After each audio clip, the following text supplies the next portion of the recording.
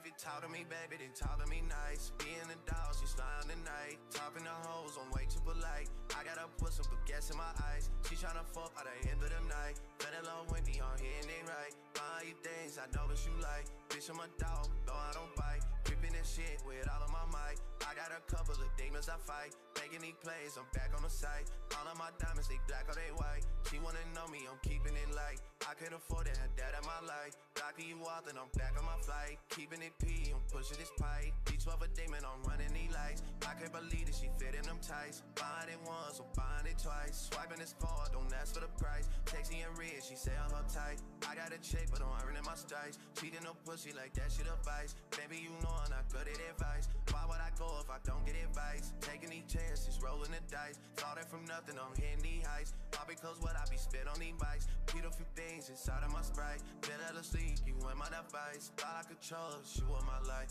Can't even trust you in the night. If you talk to me, baby, then talk to me nice. You talk to me, baby, then talk to me. Talk to me, baby, then talk to me. Talk to me, baby, then talk to me nice. You talk to me, baby. You talk to me, baby. You talk to me, baby, then talk to me nice. You talk to me, baby, talk to me, baby. You talk to me, baby, then talk to me nice. Yeah. If you talk to me, baby, then come where I stay. Be in the dolls, we back in LA. Making this money and stay out the way. Take when you text me saying okay. Taking this shit out day by day. Don't like to dunk it, I'm shooting a J. Backing up all the things that you say. You on your knees for me, yeah. Funny because I know you don't pray. Say that you down and up for the bait. Said I'm on one, so you making me wait. Baby, you notice that shit that I hate. Pull up on you, I'm in a C8. Holding my own, I'm making shit shake. Shit on my shoulders, I'm lifting this weight. I wanna come on, I grip on your cake. Loading, I'm down, I do what it takes. Bitch on that nigga, I'm not my mistakes. I'm in the cut and I'm slipping away. Niggas I know, they moving real fake. Funny how love can turn into hate. Funny how love can turn you away. Funny how love can turn you away. Funny how love can turn into hate. Funny how love. Funny how love can turn you away. Funny how love can turn you into hate. Funny how love. Funny how love can turn you away. Funny how love. They talk to me, baby, they didn't talk to me nice. You talk to me, baby. Talk to me, baby. If you talk to me, baby, then talk to me nice. Talk to me, baby, then talk to me nice. Talk to me, baby. Talk to me, baby. Get talk to me, baby, then talk to me nice. Talk to me, baby. Talk to me, baby. If you talk to me, baby, then talk to me nice. Talk to me, baby. Talk to me, baby. Get talk to me, baby, then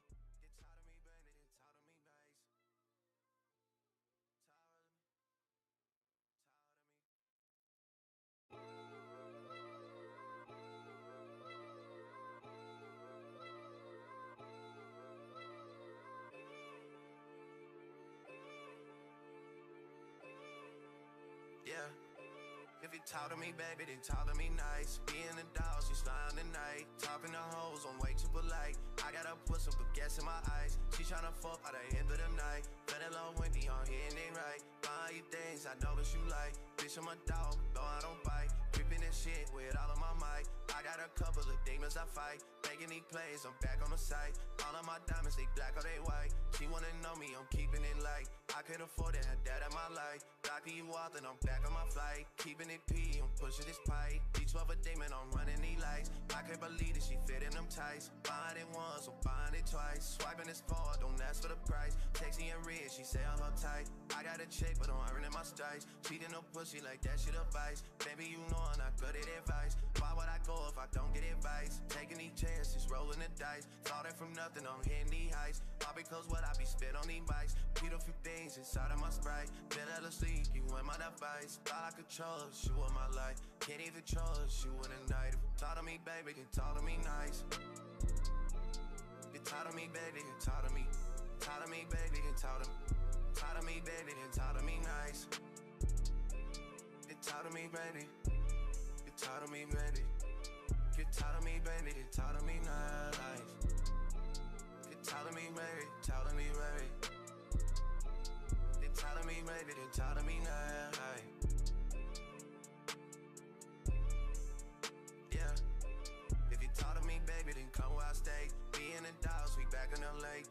this money and stay out the way. Hate when you text me saying okay. Taking this shit out day by day. Don't like to dunk it, I'm shooting a J. Begging up all the things that you say. You on your knees for me, yeah. Funny because I know you don't break. Say that you down, it's up for the bake. Said I'm on one, so you making me wait. Baby, you notice that shit that I hate. Pull up on you, I'm in a C8. Holding my own, I'm making shit shake. Shit on my shoulders, I'm lifting this weight. I wanna come on, I grip on your cake. Loading, I'm down, I do what it takes. Bitch on that nigga, I'm not my mistakes. I'm in the cut and I'm slipping away. Niggas I know, they moving real fake. Funny how love can turn into hate. Funny how love can turn you away. Funny how love can turn you away. Funny how love can turn into hate. Funny how love.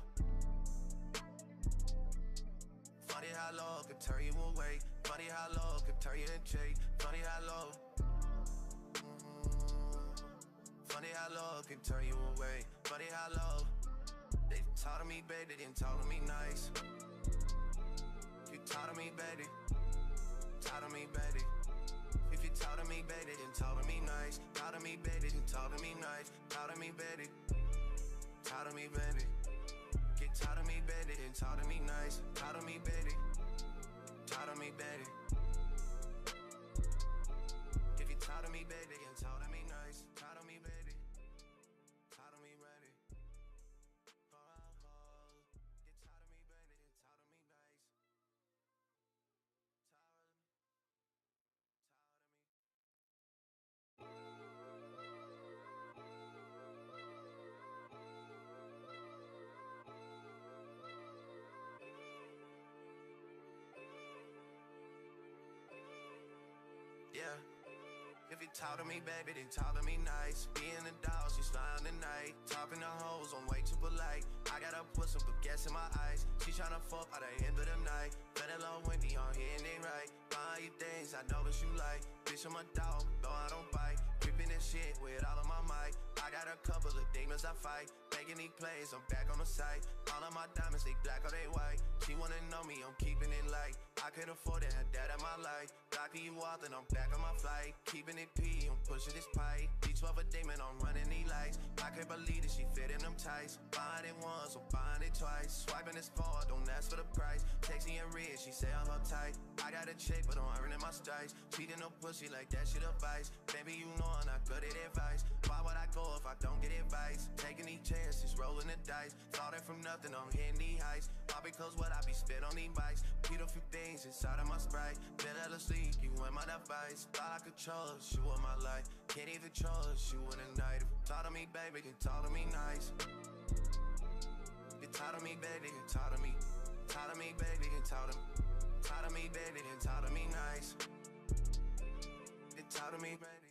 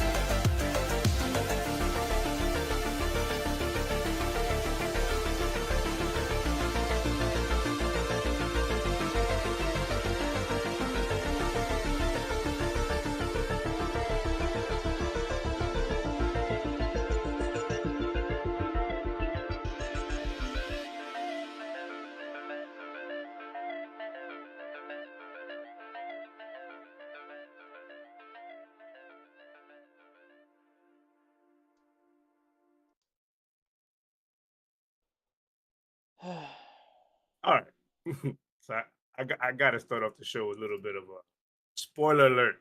If you watch the intro, I apologize. There's a little spoiler at the end of that intro. Apologize. Logic caught it while we were waiting for the show to start, and it's like I apologize. Sincerely, my bad. If you're playing Star Wars or about to play Star Wars, just don't watch the ending of that intro. Skip it. Skip the intro altogether on the VOD. Damn. I apologize. Damn. My bad, Logic. Better late than never, I guess. Yeah. Well, I mean, light spoilers will start coming in because a week later, next Yeah, that's week, true. I'm slacking it'll anyway, probably be but heavy on spoilers. Yeah, that's because true. I'm if sure. we talk Star Wars, is that game, man. I finished it, man. Yeah, that's dope. Completely 100,000, whatever you want to call it, finished it. Nice. Yeah. So that's where I'm at with that. Welcome, everybody. It's episode 85, Sunday afternoon, 4 o'clock Eastern, here on the East Coast of USA. Good old US of A. We are, Yankees are tied 7-7. Good sign. Yes, they're showing life against the best team in the baseball right now. Hate to say that. Hate to admit that. Knicks lost last night. They're down 2-1 the series. God damn it. They lost last night. That kills me. And me and the wife celebrated 22 years of our esteemed marriage. Congratulations. Happy anniversary. Is that the right word I'm using? Esteemed marriage? Yeah, sure. Esteemed marriage. All right, plugged in my wife. She's happy now. Go away. Poop. There you go. What's up? How's your week, man? A lot of work. Allergies are really kicking my ass. You know, some family stuff as well too. Not gonna get into, but yeah, just got a little gaming in and stuff. And yeah, it was it wasn't light on the gaming. I mean, I did a decent job bouncing around. Definitely played a little more of Jedi Survivor. If I sound like shit, sorry in advance, or if my energies are just low, it's just like I said, just these allergies are really kicking That's my all ass. good, man. Allergies are kicking ass, man. We talked about this before we went live. You and my wife are like on the same boat with this allergy shit, man. Yeah. It's like sore throat, it feels like you're sick, but you're not. It's the allergies. Exactly. Mm-hmm. So Sometimes yeah. bullshit is it's hard to avoid, man. Exactly. But yeah, no, the gaming, was definitely there for sure. Jedi Survivor, of course. MLB as well too, grinding out the April. It's technically the Lightning or the monthly reward. So they put out the new this past Friday. They put out a whole bunch of new cards for basically the monthly or the players of the month. I saw the dump. Yeah, I saw the dump. Yep. And I saw. I was like, Matt Chapman got the Lightning Player of the Month, and they actually animated the card art, which looks sick. I might actually have to bring it up real quick just to show you, because it's actually insane. MLB Gaming. Let's see. Yeah, this is the first time, which it should have been like this the whole time. So yeah, so this is it right here, actually. Let's see, we'll do a quick little. We're doing it live, folks. Doing it live, folks. Right here. So, Timber says, real question: best rappers, West Coast or East Coast? Oh God. Of course, I gotta be biased here. East Coast all day. So here's the actual card art I love animation, the lightning effect, but in the back of the card art, because now the cards are actually animated, which it should have been like that anyway. But the fact that they added that now, it's really sick. A lot of people wanted Acuna, by the way, too, because Acuna had like a stupid month as well, in April, but also Chapman. Ronald Acuna. I mean, yeah, Ronald Acuna Jr. But of course though, Chapman gets it with a 384 batting average, 5 home runs, 21 ribbies, led the MLB in doubles. I forget what the WOBA is, 486, and then but he had a 2.0 WAR. I can only tell you W with. That's it. On base average, maybe with possibly. Yeah. So he was. Which I thought that was just a regular batting or on base, not the average. Yeah, it's a little different. So, but yeah, it's not like an OPS thing. I mean, his OPS was probably through the roof as well too. Future Yankee, but yeah, right there. Well, your lips at God's ears. But that was cool. So I've been grinding that out actually.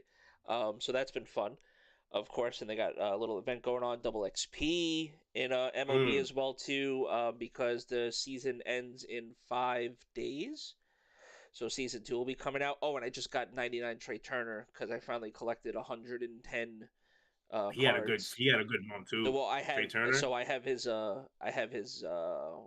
World WBC card now, which is Yeah. cracked. His Oh, WBC okay, card nice. is cracked. Nice. And then I'm close to having the set one collectibles, which was one of them at least, because there's three altogether. So Yeah. the first the three cards were Pedro. It was a 99 Pedro, 99 Babe Ruth, and the 99 Chipper Jones. So I'm Chipper definitely, Jones. yeah, I'm definitely that, and Chipper Jones is cracked. So I'm definitely going for that Chipper Jones first. It's funny you say that because he was literally at one of the Atlanta games in the crowd, like as a fan. Like, Yeah. Just, and they were interviewing him, and I didn't recognize him at first. Uh-huh. 'Cause he's been out of the game for a while, Of course. and he's older. Yes. And I'm going, who they talking about? Who's They that? they flash the graphics in the bottom, Chipper Jones. I'm Chipper like, holy shit. Yeah, man. So yeah, but his card in the game is cracked. Normally Chipper cards are actually in MLB are pretty cracked. Like traditionally, right? Yeah. Yeah, traditionally in the show, his cards are cracked. So I'm definitely looking forward to scooping that up. And then played a little bit of Redfall, and I tweeted out earlier this week, kind of shortly after I played, that I wasn't gonna like just hop on the bandwagon of just like giving my thoughts right away. I mean, we do a weekly They're gonna podcast. act I like might as well. cowboys. Well, I mean, and it's listen, it's not because I'm better than anybody else. I just didn't want to. No. And I didn't want to just be rash, just with what I was thinking about, but also too in the short time of playing it. I mean, and like I said, we'll talk about it and we'll get into it. I got a few thoughts on it as well too, which we'll obviously get into. But definitely tried that out. Had that installed. And I'm trying to remember if it was that game. What game did I install recently that was 128 gigabytes? Was it Star Wars? I still can't get over that. Yeah, I still can't get over the fact that. That's because of Kobo. That fucking planet is really like huge as fuck. It's like it's the hub. I mean, and that's another thing too. Like I've gotten further than I was last week. I know you said you beat it. So I mean, there's a lot of shit to do in the game for sure, and I didn't even get into the whole like world building aspect of it and doing the whole Animal Crossing aspect of it yet. I mean, just going, you know what I mean? Like I didn't even do all that yet. You hit it right on the head, bro. The Animal Crossing. It's literally the whole Animal Crossing. I mean, sometimes I'm just sitting around like, all right, I want to like customize BD1, or I want to just like customize my lightsaber because it's like, nah, I want my lightsaber to look like pristine, but I want this like it's the customization. The amount of hours, it's A1, man. Time I spent on just fucking with customizing my or just BD the outfit, just Cal's outfit as well too. I don't know, man. And I would look at a video to see what kind of outfit, because there's videos out there to see what kind of what box gives you the certain outfit that I was looking for, and I'm like, what's over there? Okay, now I gotta travel there, and sometimes that area wasn't open for me yet, so I would like try to bypass it like without hitting the story up to get to that chest and get that robe or whatever it is that I want. I'm like, but yeah, man, Star Wars, man, 128 gigs. But Star Wars, I can't wait to get back and play a little more. Of it as well too. I'm working all week this week, but like kind of normal office hours. So definitely when I get home, I'll be getting a little time in playing every day, for sure. And then weekends off for the next few weeks. So just excited for that for sure. And then just excited to kind of get through the pod and stuff like that. We definitely have more, just like a little like back house shit as well too. I know I kind of shortened up on the title this week. Yeah, Phil Spencer kind of funny. He'll fill in. He'll fill in the interview most more. Of the show today. Yeah, he's gonna fill in a decent part of the show, but we have other stuff that we're gonna talk about as well too. Hence the and more part as well. So don't worry about it.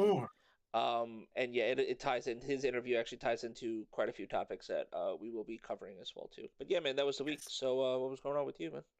Well, like I mentioned before, celebrated 22 years with the wife. That was something that happened May 3rd. That was a beautiful thing. Today's Mother's Day. So for those who are out there, mothers. I thought it was next week.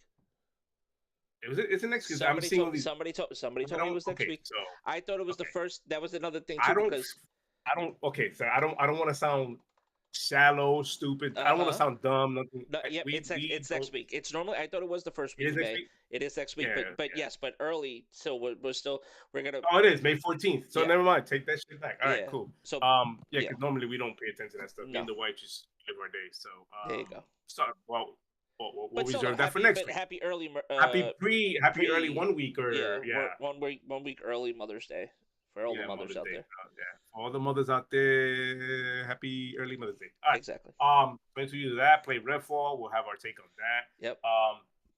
Ravenlock. Okay. Nice look. After finishing Star Wars this week, which is beautiful, beautiful game. There's always I don't know if you go through this. Sometimes I go through this every now and again where I play like a game that just takes my time. I don't jump like Star Wars allowed me not to play Call of Duty, allowed me not to play anything else, just Star Wars, right? Yes. For days and days and hours. Yep.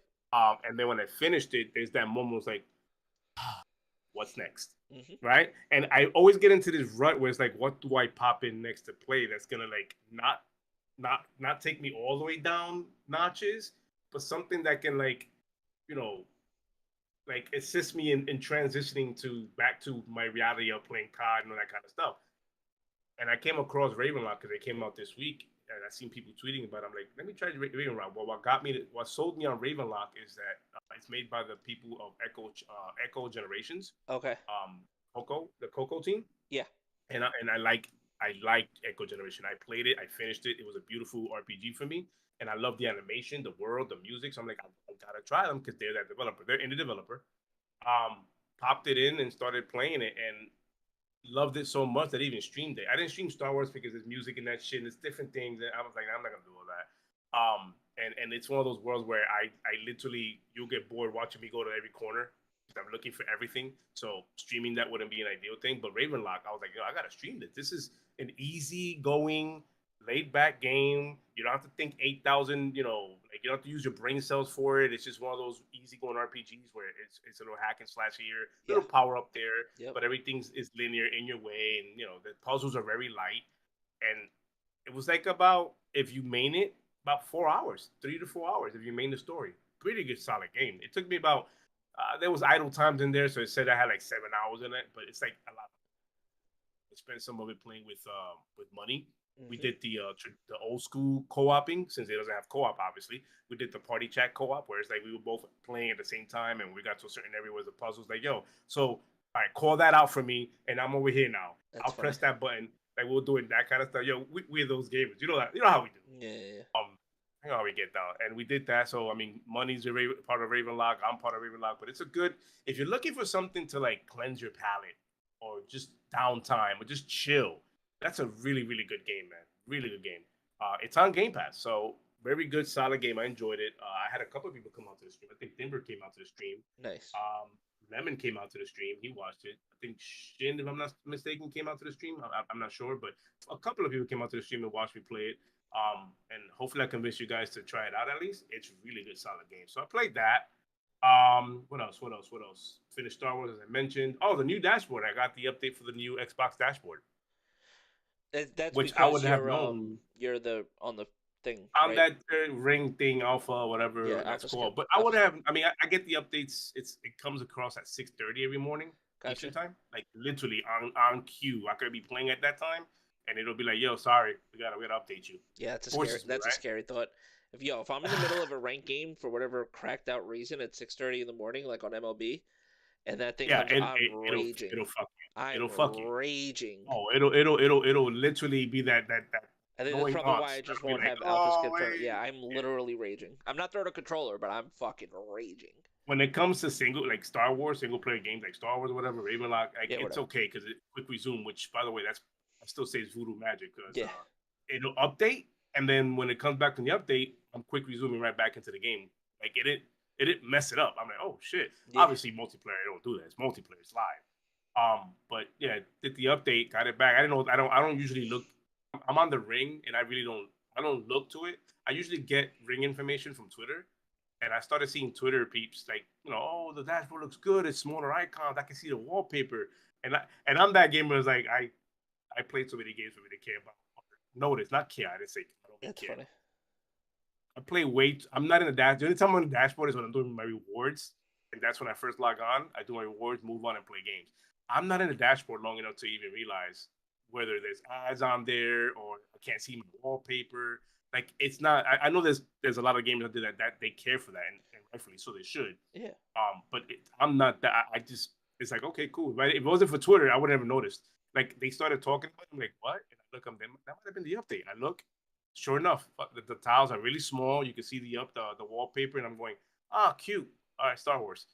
And went right back into Star Wars. Like, it just does. It's not one of those things that makes or breaks me, or care if it's there or not. But there are gamers out there who care about that. So kudos on them for the feedback that Xbox took in consideration, and this is just a minor fix to the issue because obviously there's too much ads on there. There's like you want to see your wallpaper at some point. I want to see for those who are like wanting their wallpaper to be shown because they like that sort of stuff, and then obviously if it's a dynamic wallpaper, you want to see it.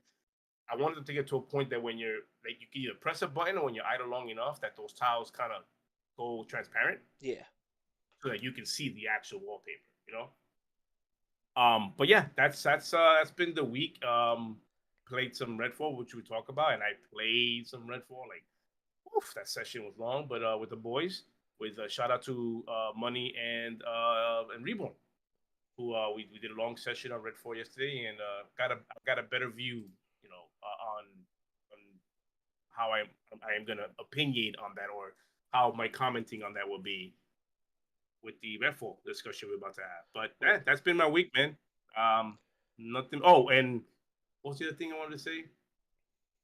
Oh, watched wrestling yesterday. Oh, nice. Bro, I'm not a fan, but Bad Bunny. So that was an old clip that actually happened yesterday. Is that what No, that that was? happened. Okay, were That they happened in? yesterday. Were they See, in? well, got me to watch Were they in Backlash Puerto because they were in Rico? Puerto Rico. Okay, they were Yes, in Puerto Rico. first Got time it. ever they were in Puerto Rico. So he came out with it's the LWO now. Is it Latin Well, World they Order? brought them back because like they've been promoting LWO because it's promoting obviously, but it was a lead up to Puerto Rico. Uh-huh. They did this SmackDown on Friday, and then yesterday they did the Backlash in Puerto Rico. Yeah. So obviously, like weeks before that, they wanted to promote it. So LWO got put back. If you don't know what LWO guys is, if you don't watch wrestling, I'm not gonna explain it, but it's just an organization of Spanish wrestlers, like a group. But they brought it back obviously for the Puerto Rico promotions. But man, they brought back like in the actual show yesterday, Carlito. I don't know if you remember Carlito. Yeah. Used to like eat the apple and shit, and his move was like a backstab or whatever they call that. They brought back Savio Vega. Remember that dude? Damn, that's legend. Wild. Like they brought back these kind of people. Rey Mysterio was part of the LWO because he fought his son. That was the storyline there. Yeah. But the biggest thing was Bad Bunny, bro. Like and this is not just came out with he came out with the kendo, right? Or was it was they called it the Puerto Rican street fight, which is just a street fight. Like, he had the fight. So that's what it was. So I think I saw an earlier clip of him coming out with the LWO, and like was it Roman Reigns that was in? No. It was it's some guy. Funny you say that. It's funny because it looked like that's how out of touch I am because I no. I say that because the running joke on Twitter wrestling is that this is the what's that like good value version of Roman Reigns. Discount Roman Reigns. That's fucked up. And I'm like, so fucked up. Nah, because that's what I thought for a second. I was like, but then he's wearing like a Puerto Rico shirt. And I'm like, I thought Roman Reigns was. Well, he's from Puerto Rico. Oh no, that guy like that. That's what I mean. But the Roman Reigns is Samoan last time I checked or whatever like that. Or if I was up on it. Yeah, so I was like bugging out. I was like, wait a second, he's wearing like a Puerto Rico shirt. Like I'm kind of weird. Like somebody said if you squint your eyes at Roman Reigns, you get that. I don't know what that wrestler's name was. So I saw the clip of Bad Bunny coming out with the kendo stick. And like with the LWO, okay. But last night they actually and then he like took off the blanket off or a sheet off of some shopping cart with like cans and stuff in it and chairs. So yeah, it was pretty. Here's what's phenomenal about that show yesterday. First of all, like the world got to see how passionate the island is. That's cool. One. The second thing, you got to like they didn't just make this show with a regular entrance, regular like whatever you're used to seeing on wrestling shows with pay-per-views. You know, they go big and all out on these wrestling shows, but they literally tailored the arena to give it the Caribbean, Puerto Rican style look to it. They even had a drone fly from outside through the door to the building and pan around the art. It was beautiful. Dope. Yeah, like whoever produced it, bro, they knew exactly how to do this shit. It captured the essence of the island. It was just that beautiful of a production. The production put on was great. Triple H, like every time he was out there, whether it was a press conference beforehand, during the show or after, you could tell he was at awe because every wrestler that went out there, like it could have been Seth Rollins, it could have been whoever, like Shinji Nakamura, like whoever went out there, the crowd was into the songs, into the show. Bro, Brock Lesnar got a standing ovation after he lost his fight to Cody. Like, standing ovation. The crowd was going nuts for this man. Not in a way it was like, oh, it's Brock Lesnar, but in a Puerto Rican style kind of way, like Brock Lesnar, bump, bump. And then they added the salsa to it, like that seasoning to that chant. I'm like, holy fuck. Like, crazy. And I'm like, damn, they need it. You know they're gonna.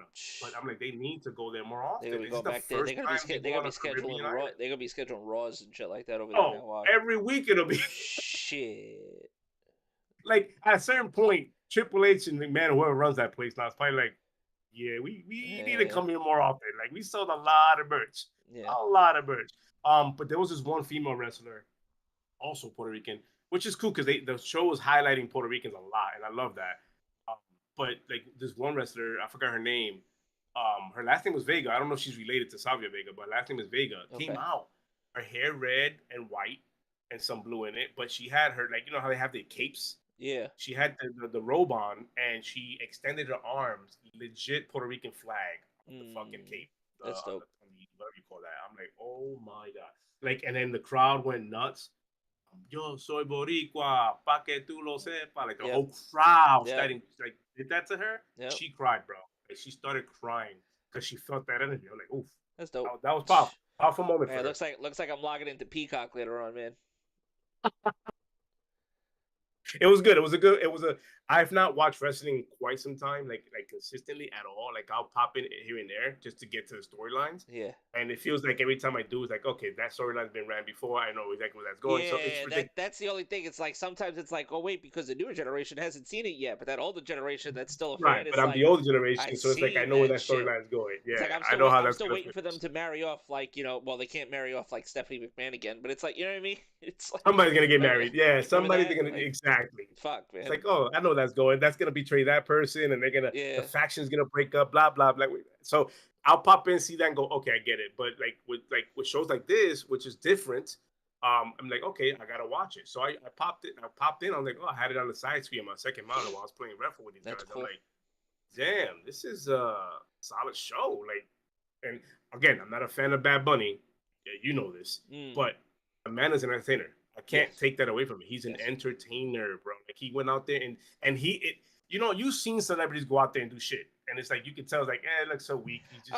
When they got Tyson back to punch Austin and stuff like that, when Tyson was a special guest referee and stuff like that back then, but that was cool. But that was still But that was still Tyson though. Like, you know what I mean? That was it was still that Tyson. was Tyson and crazy like Holyfield era. Like he wrestled, and there's some technical finishing move that somebody amateur like him I wouldn't see pull off, and he pulled it like a. Well, it's like when people can't realize like Logan Paul being like the crazy like athlete that he is and coming out of nowhere. You know what I mean? Like true. They still say his match that he had. What was it? WrestleMania or was it? It was at WrestleMania. They're still saying like that match was one of like the dopest matches that they've had now. He legit trained though. He trained he's about it. Like, because he's not gonna do that shit half-ass. So, but it's crazy. Again, we've seen celebrities go in and I wouldn't say half-ass it, but not put in the work. Yeah, for sure. Like Logan did or Benito, or like they you can see they put in the work. It's not, oh, I'm just gonna show up and just get the pop, the cheap pop. No, they put in the work, man. Like they are in there, they're putting in the work. Like that's pretty cool. So that was good. That was fun. That's dope. But that was my week, man. I know I went on and on and on and on. Oh, you good? Wrestling. We don't just game here. We watch sports. We watch wrestling. We watch. We play things. We read. Oh, I don't know about read. But yeah, we've got to work on that. I do audiobooks. I do that. Yeah, that's funny. And we stare at dashboards without playing video games every night. Well, But yeah, that's it, man. Shout out to all my TiVo hunters that are out there who are getting their million achievement score. So, shout out to them. Other than that, let's get into it, man. Nice. Real quick, go ahead. Yes, I want to prefix this. Is it prefix or preference or whatever? It's preference. We're gonna preface this. Preface this. Preface. Yeah. Okay, there you go. Sorry, high school education from the Bronx. You're fine. We are gonna have an open and honest discussion, right? Is that fair to say?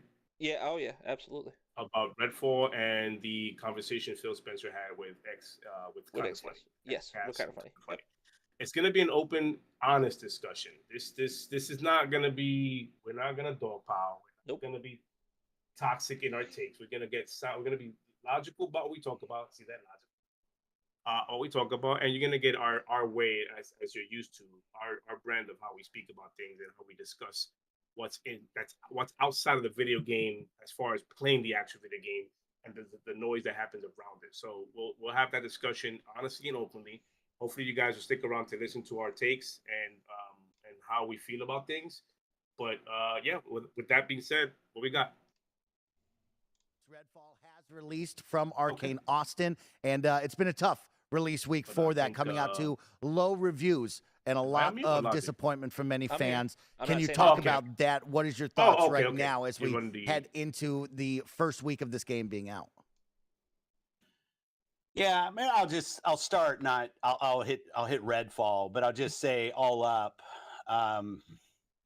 There's nothing that's more difficult for me than disappointing the Xbox community. I've been a part of it for a long time. I obviously work on Xbox, head of the business, have a lot of friends, get a lot of feedback. And just to kind of watch the community lose confidence, be disappointed. I'm disappointed. I'm upset with myself. I kind of revisit our process. I think back to the announcement of 60 frames per second, and then we weren't shipping 60 frames per second. That was kind of our punch in the chin, rightfully, a couple weeks ago.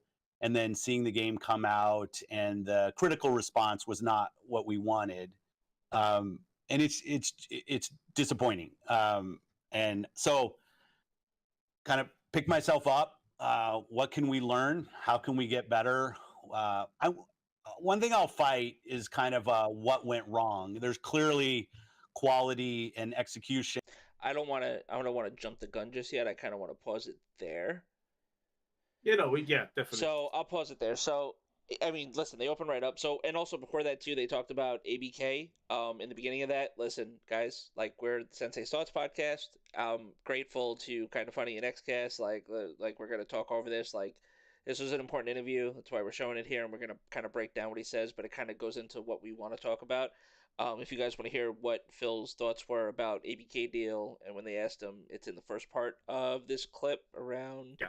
The first, it's like the 3 minute. I think they literally opened up with they opened up with ABK, and then it goes right into Redfall. So we're starting with Redfall here, and yeah. So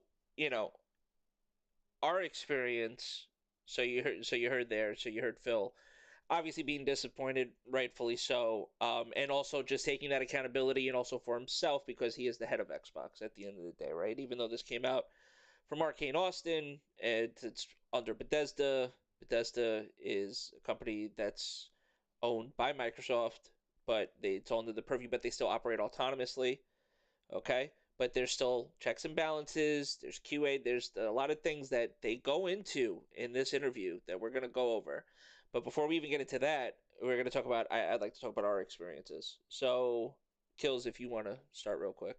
Yeah, of course. Okay. Because mine might be short and sweet, so it's up to you.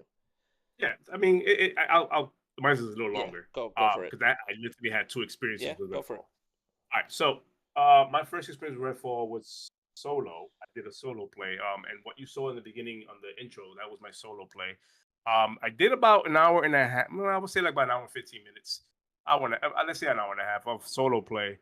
And I'm gonna tell you right now, and this is me being honest, it wasn't a great experience in the beginning, and not because it wasn't broken, it wasn't crashing, it wasn't buggy. It wasn't the usual suspects, the usual commentary that we heard all week long and we still keep hearing. It wasn't that for me. That hour and a half of gameplay solo for me was that the world felt empty for me. And then the enemies were too few in between. And then when I did come up to an enemy, like a siphon vampire, where he like literally siphons your blood, it was like I'm level 1, and here he is OPing me. And what am I supposed to do? I had no gun with a stake on it to kill him. I had nothing that can really I had a pistol. And then I was trying to I'm like, I guess I gotta get up in levels for me to fight this thing, even though it's just a regular enemy AI. And walk away, run away, and go somewhere else to see if I can get something to fight him with. Sure enough, I couldn't do that. I was trying to run away, but he was chasing me. I mean, he chased me. The AI script had him chase me all the way back to the boat. I'm going back to the boat, or not the boat, the safe house, the first safe house you get, firehouse. And I'm going, what's going on here? Why is he chasing me all the way? So that was my first experience on it. I didn't have fun. It wasn't something. And listen, coming off the Star Wars high, and then even Ravenlock, it's one of those things where it's like I wasn't ready for it mentally to play solo the way it was treating me. I'm like, I don't know if I want to continue playing a game like this. And if you guys know me and follow me on Twitter, and even listen to us here on the pod, I'm always big on play what you like, talk about it, and just move on. If you don't like something, give your opinion, state what you state, and move on and keep it going. Play what makes you happy is what I always say. This wasn't making me happy because the experience was not there for me as a solo playthrough. So I ended up just saying, yeah, I'm good. I'll leave it as where it's at and keep it moving. And then went back on COD, whatever. Then Reborn hit me up, and he was like, "Hey man, Reborn's one of our boys. Hey man, if you're looking to play Redfall co-op, I'm down." And I even told him like I'm not in the mood for it. Like I'm really not trying to play Redfall. It really soured my thing on it. And then he asked why, and I told him exactly what I just explained. And I also said the AI script kind of felt busted because sometimes you walk up to them and they'll fight you, and other times you walk up to them and they stare at you like, what's up, bro? Like they're your best friends. So the AI scripting was busted in that sense, but I wasn't getting crashes or any kind of lag. The 30 frames to me it felt like it was baked in. It didn't, and I'm playing on console, obviously, Series X. Right. It didn't feel like it was like Gotham Knights where it just felt kind of stuttery, and I enjoyed Gotham Knights, but it felt like it was baked in, so that was not a problem. But then I got together last night with the boys, which is Money and Reborn. Got together with them to play a session on it, and in hopes that maybe I have fun with it, maybe it'll change my mind, maybe playing with the boys will be different. And I'm not embarrassed to say this, but we had a long session, hours of it playing the first level, and we 100% completed it. That whole area, that first area, side missions, main missions, all the little side, everything, just that whole first area done.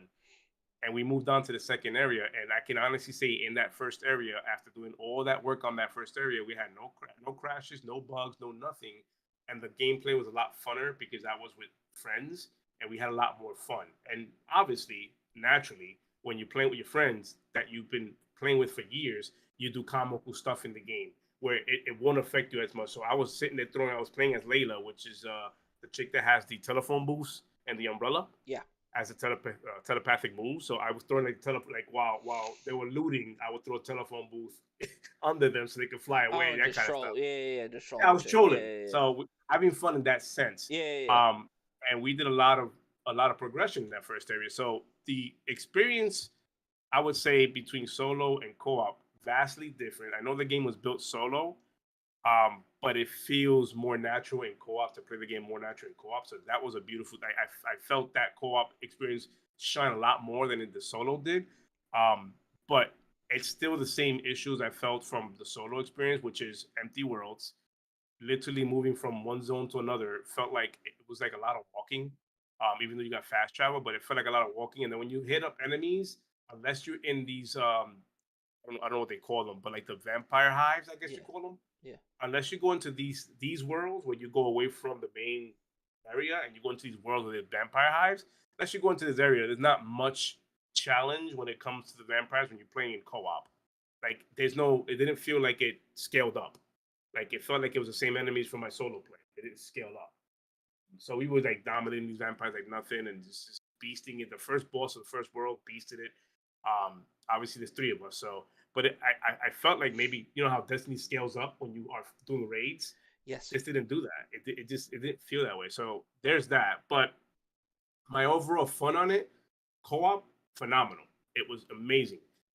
Solo, not so much. Now this is the part where I may get people in the fields or not, but I gotta say it, man. Because if we're having an honest discussion, Logic, I gotta say this. Forgive me for saying, not forgive me for, excuse me for saying this, but the game is fundamentally broken. And I say that because the AI script was buggy as far as would it fight me, would it not fight me? There was times where I'm floating around the map when I shouldn't be floating around the map. There was times where the world was empty. Many times the world felt empty, and I'm walking from place to place before an enemy I fought was being fought. And between solo and co-op, it just didn't feel, there was no significant change to the scripting.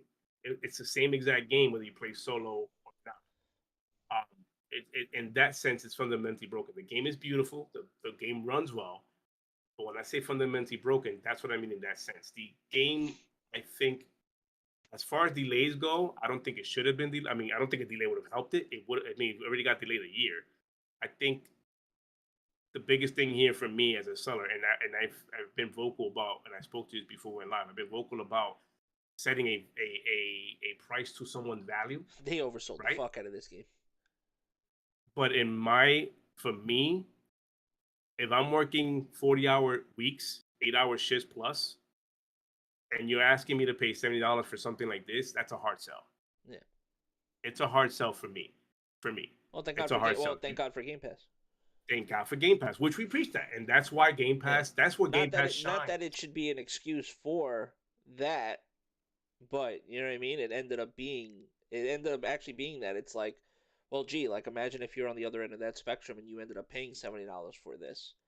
Right, and I've got to look at it that way. Yes, thank God for Game Pass, and this is where Game Pass shines.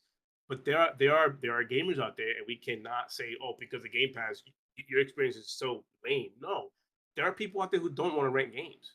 They want to purchase them full purchase and own these games. So when they don't want to be on Game Pass. They want to literally pop it in whenever they want, not worrying about a $15 price tag or $10.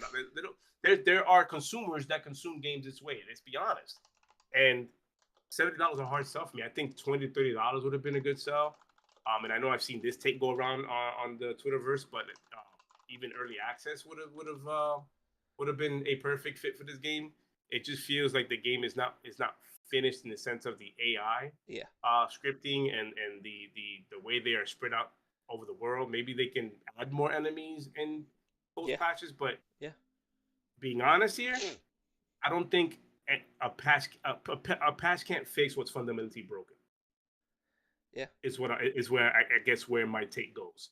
I'm not shitting on the game. I enjoyed it with money. They know I was fucking laughing up. Your brother was in the chat laughing. Like, he heard me laughing it up. Reborn was like laughing up. You know how we do when we play our game sessions, trolling each other and having fun. Yeah. And that part of it was, I would take that 100% any day, because any game I play co-op, that's what I want. Right. That's the reason I play co-op. It's not just to take the game serious, but to have fun with your boys on it.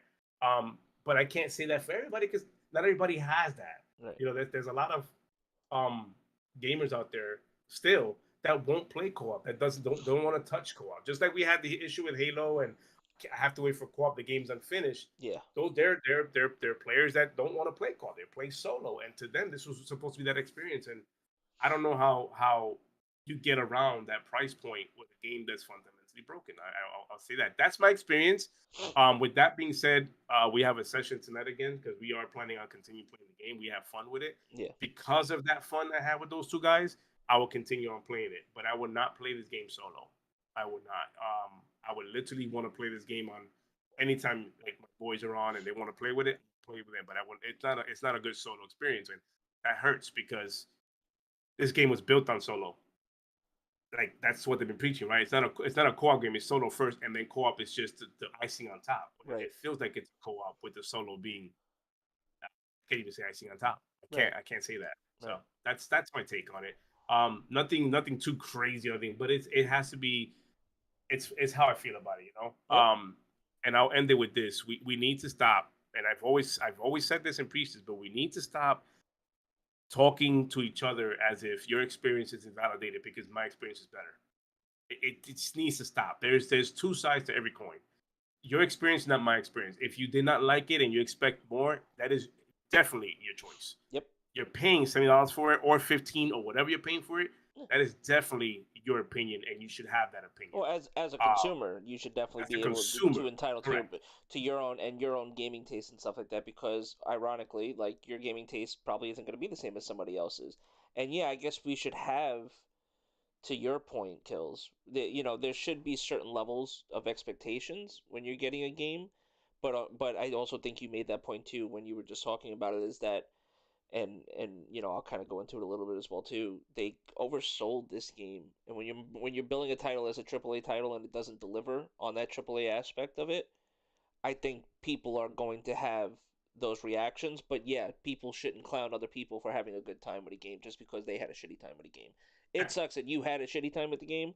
Don't clown somebody else for actually enjoying. Well, the that's same why game, I didn't even. You saw it. I didn't tweet about it. I didn't. Well, you saw put my clips up you there. saw my tweet. I didn't do anything. Yeah, Yeah. I saw your tweet, You saw and my it's like tweet. when I saw it come through, I'm like, ooh, I hope he doesn't get for this shit because that's what Twitter does now. It's like I'm almost like I wanted to show my screenshots and my videos, and I'm like, I'm not doing that. Just not in. I don't have the energy. Well, we got a podcast, so there's And we got a pod. and So we got a like, pod. that's where we talk. That's our space. So yeah. it's like, and not that we want to save all the juiciness for the pod, but I mean, and that's how I guess I'll start my take, where I'll start it with the tweet that I had, where I said, reserving my Redfall take for the pod on Sunday, with kills. It's not spicy, it's not great, just kind of meh. Star Wars Jedi Survivor, though, has my full attention. The Force is very strong with me in this game. Okay?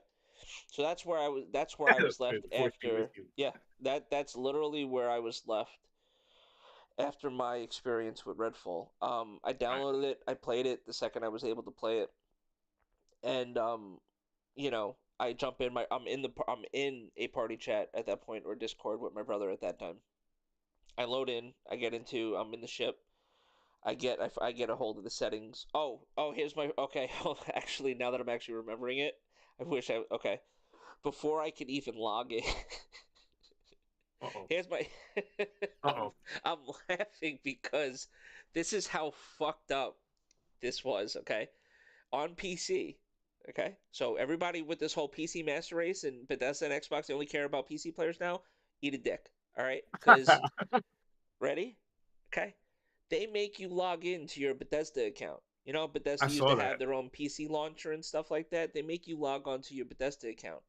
For the life of me, because I haven't had to do it in a while, I didn't have it. My details weren't readily available, which you would think, because my Xbox account is fucking linked, you would think it would be linked, right?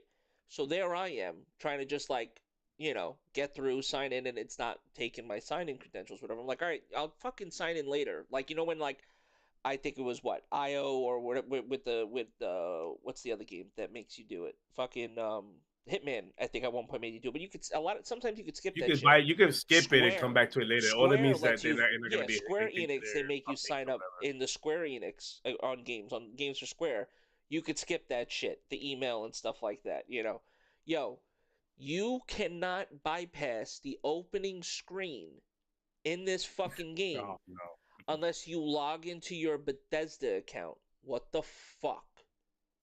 That's something they should have literally talked about before the game launched. If you are playing it, plan on playing it on PC, that could have been handled with a tweet and a nice little video attached to it. Or let me fucking skip it. Why are you forcing me to log in? Bethesda launcher. Yeah, why are you forcing me to log into fucking Bethesda so you can track my analytics? Track my fucking analytics. I'll give you permission after the fact. You don't need my fucking email, my Bethesda login, but this... It is gaming at the end of the day, right? Like, it should have been... Like, it's gaming at the end of the day. Why are we doing all this? But this goes back to that whole Bethesda operating autonomously outside of Xbox. It's like, yes, you're owned by Microsoft, but you operate as your own entity. And because you do that, you still require something like this to happen, when you should just fucking just give me the simple, like, agree to fucking terms and say that you're, like, watching everything that I do. I don't give a shit. Like, I just want to play the game.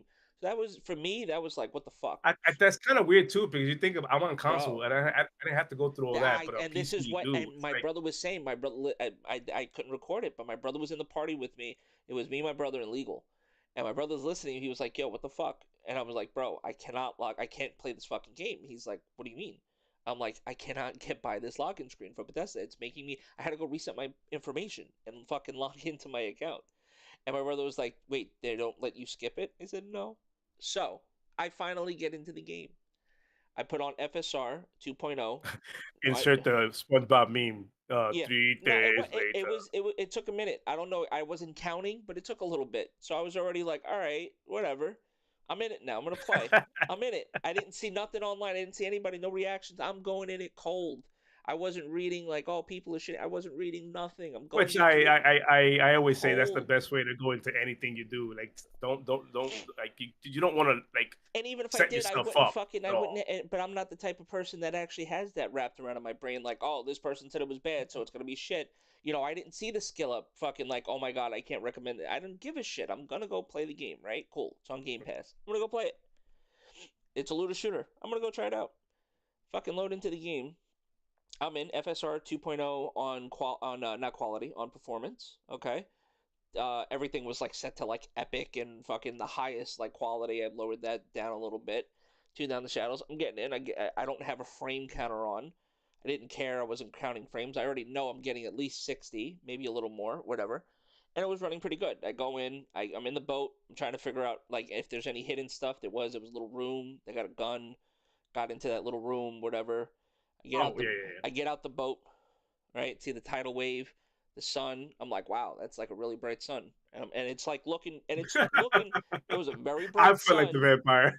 It was a very bright sun. I was like, what the fuck? It was like, like when you've been in a club all night and you literally stayed until like, like the club let out. And you walk out, like, oh shit, it's light out. Okay. Oh my God, no, I want to go back. You right? So I'm there. I'm walking. You get to that first boat area that has the enemies, and then they start queuing in. It's like, oh, they're looking for you or whatever like that, right? Cool. So they got the enemy that's in front of me. There's an enemy now that's inside the boat. I'm thinking there's like an entrance inside of this boat that's in front of me. There's no entrance. He's clipped in the ground, question marking me. He's hearing me walk above him, but he's clipped in the ground. The other guy that was actually fully in front of me, he's question marks, but he's not noticing that I'm standing right in front of him.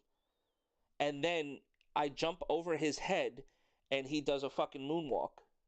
He moonwalks away, and he's like, and then he doesn't. It wasn't until I shot at him that he said, like, oh my God, an enemy. We have a line, yeah. And then locked onto me. And then I'm using the mouse and keyboard, and I said, okay, mouse and keyboard kind of feels cool, and the aiming, and I'm like, but I got this like bobble, this sway on mouse and keyboard. I'm ironing down. And I got this like sway in my character. And you like, took off all the shit that we usually take off, right? Yeah. The camera, but it does exactly. But it does this like bobble that like there's this natural like, oh, you can't hold a gun perfectly straight in a first-person shooter. It's gonna bob a little bit. So I'm like, if I'm gonna experience this, I'm just gonna plug in a controller. Plugged in my controller. I started playing. I was like, oh, this is cool because it was the controller. The aiming, by the way, sticky as fuck. Like glue. Like actual. If you know Call of Duty's aim assist was strong, this shit is on a different level. I literally told my brother that. I said, people want to bitch and complain about Call of Duty. Yo, this is legit like auto aim. Like there's no way I'm missing shots. I just gotta make sure I'm aiming at the head a little bit and like I'm good. So then I'm running around a little bit and stuff like that. So I experienced that, and then I I fight through those enemies or whatever. But still, the AI wasn't like picking up. Like there was a few AI that didn't pick up on me right away. Get to the firehouse, get through all of that stuff. I fight the boss that's in the basement, or the mini boss, or whatever, the first vampire that's in the basement. He doesn't attack me. He stays in the firehouse. Yeah, in the firehouse. He doesn't attack me. Doesn't come for me. It literally just sat in the corner.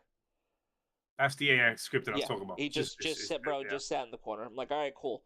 Get through that. All right, you got missions. Go do missions. All right, I'm going out into the world. That's it. I'm talking to everybody. I'm going out into the world. I get to a house that's filled with vampires. Not one of the vampires attacked me. And then there was the vampire with the shields, rotating shields. Killed that, which is like the mini boss vampire. Killed that boss. Then I had another mini mission or whatever, that I forgot what they called them. That was like I had to go and like stop these enemies from coming in. It almost reminded me of the Destiny missions where the Vex have to come and sacrifice themselves. These enemies have to come and sacrifice themselves and blow up to like give more blood to humans, the vampire. Humans or whatever like that. Yeah. And they sacrifice themselves. The cults. Yeah, the cultists. So you got to fight them away or whatever. So I'm doing that, but then I end up getting and then I'm getting shot at now. So now I'm experiencing that aspect of the game where like the firefights and stuff with enemies. But I'm as a solo, and it's like my first mission. I haven't leveled up, really found any. I mean, I found decent weapons, but nothing crazy. I'm playing as the guy with the sniper. I forget his name. I think that's the one Reborn's playing with the Raven. Yeah, with the Raven, exactly. Yeah, that's the one. Yeah, Reborn's playing with. I'm trying to do this, and I keep dying. And every time I die, I get spawned like kind of like across the way, back over by the firehouse. So I'm running back down to this area. I died maybe about 4 or 5 times. I couldn't even get remotely close to like finishing it. Turned off the game. I'm being honest. I turned off the game. I said, all right, and then I'll go back to my thing as a solo. I'm not playing that game. I refuse. It's like I will go back to that game when people aren't skating around. Jacob, there you go, Jacob. Jacob. I will go back to that. I will go back to that game when people aren't skating around and when vampires fight me back, and when other people want to play it, because I don't see myself ever playing that game by myself. Did you go? Okay, so let me ask you. Did you go? I know you didn't play it but you at the, I mean, we all spawn at the boat when you first start. Yes. There's a room up top that's locked by a key that we ended up finding. Yeah, I found the key. Okay, so we went back to the boat and opened up that door. There was nothing to fucking loot. Yeah, no, right. So what was the point? That was like, what was the point? Yeah, like, what was the point? You had me find the whole key, go back, and there was nothing to loot. I'm like, that's the fundamentally broken part I'm talking about. What was supposed to be here? So that was my experience. So I was like, and then in my mind, and I told my brother this, and I said, I much rather, and I said this to you before we went live on the pod, I have Destiny 2 already installed. Guardian Games is going on. There's a bunch of stuff going on. So if I want to go play a looter shooter and try to go get loot and do all of that and play a first-person shooter with other people, or even as a solo where I could earn gear and level and do all of that, I could go do that in Destiny 2 and get purpose. Or I could go and literally reinstall Borderlands 2, which I never fully beat the game. B, there's other characters that I haven't played as yet. C, there's like 5 fucking DLCs for that game that I never fully ran through. And even though it's like an old-ass game, as a looter shooter, it's almost like the pinnacle of like looter shooters. Like, you know what I mean? Like when we talk about and then shooting and enjoyment and stuff like that. Like, so that's how I'm weighing this experience, because this game was billed to me as this ability looter shooter, first person looter shooter. What I got from it in my small, even though very small playthrough, was nothing that screamed to me like I would want to continue in this game. Granted, I know I didn't get far. I know my experience wasn't far, but I don't know how much more time I could have gave it in the state that it's currently in that would have made me change my mind and be like, oh no, this definitely feels like a game that I want to continue to play. And that's just me personally. There after my solo play. After my solo play, I literally just left it alone. I uninstalled it. Yeah. I was like, I'm not onto. I mean, maybe the 60 frames when that comes out. Right. And that's speaking. I wasn't planning on doing anything different from that because. But I had no like in my head I wasn't going, I'll play it later. Yeah. Even that I was like, maybe. No, there was no doubt in my mind that it was going to be a game I'd go back to.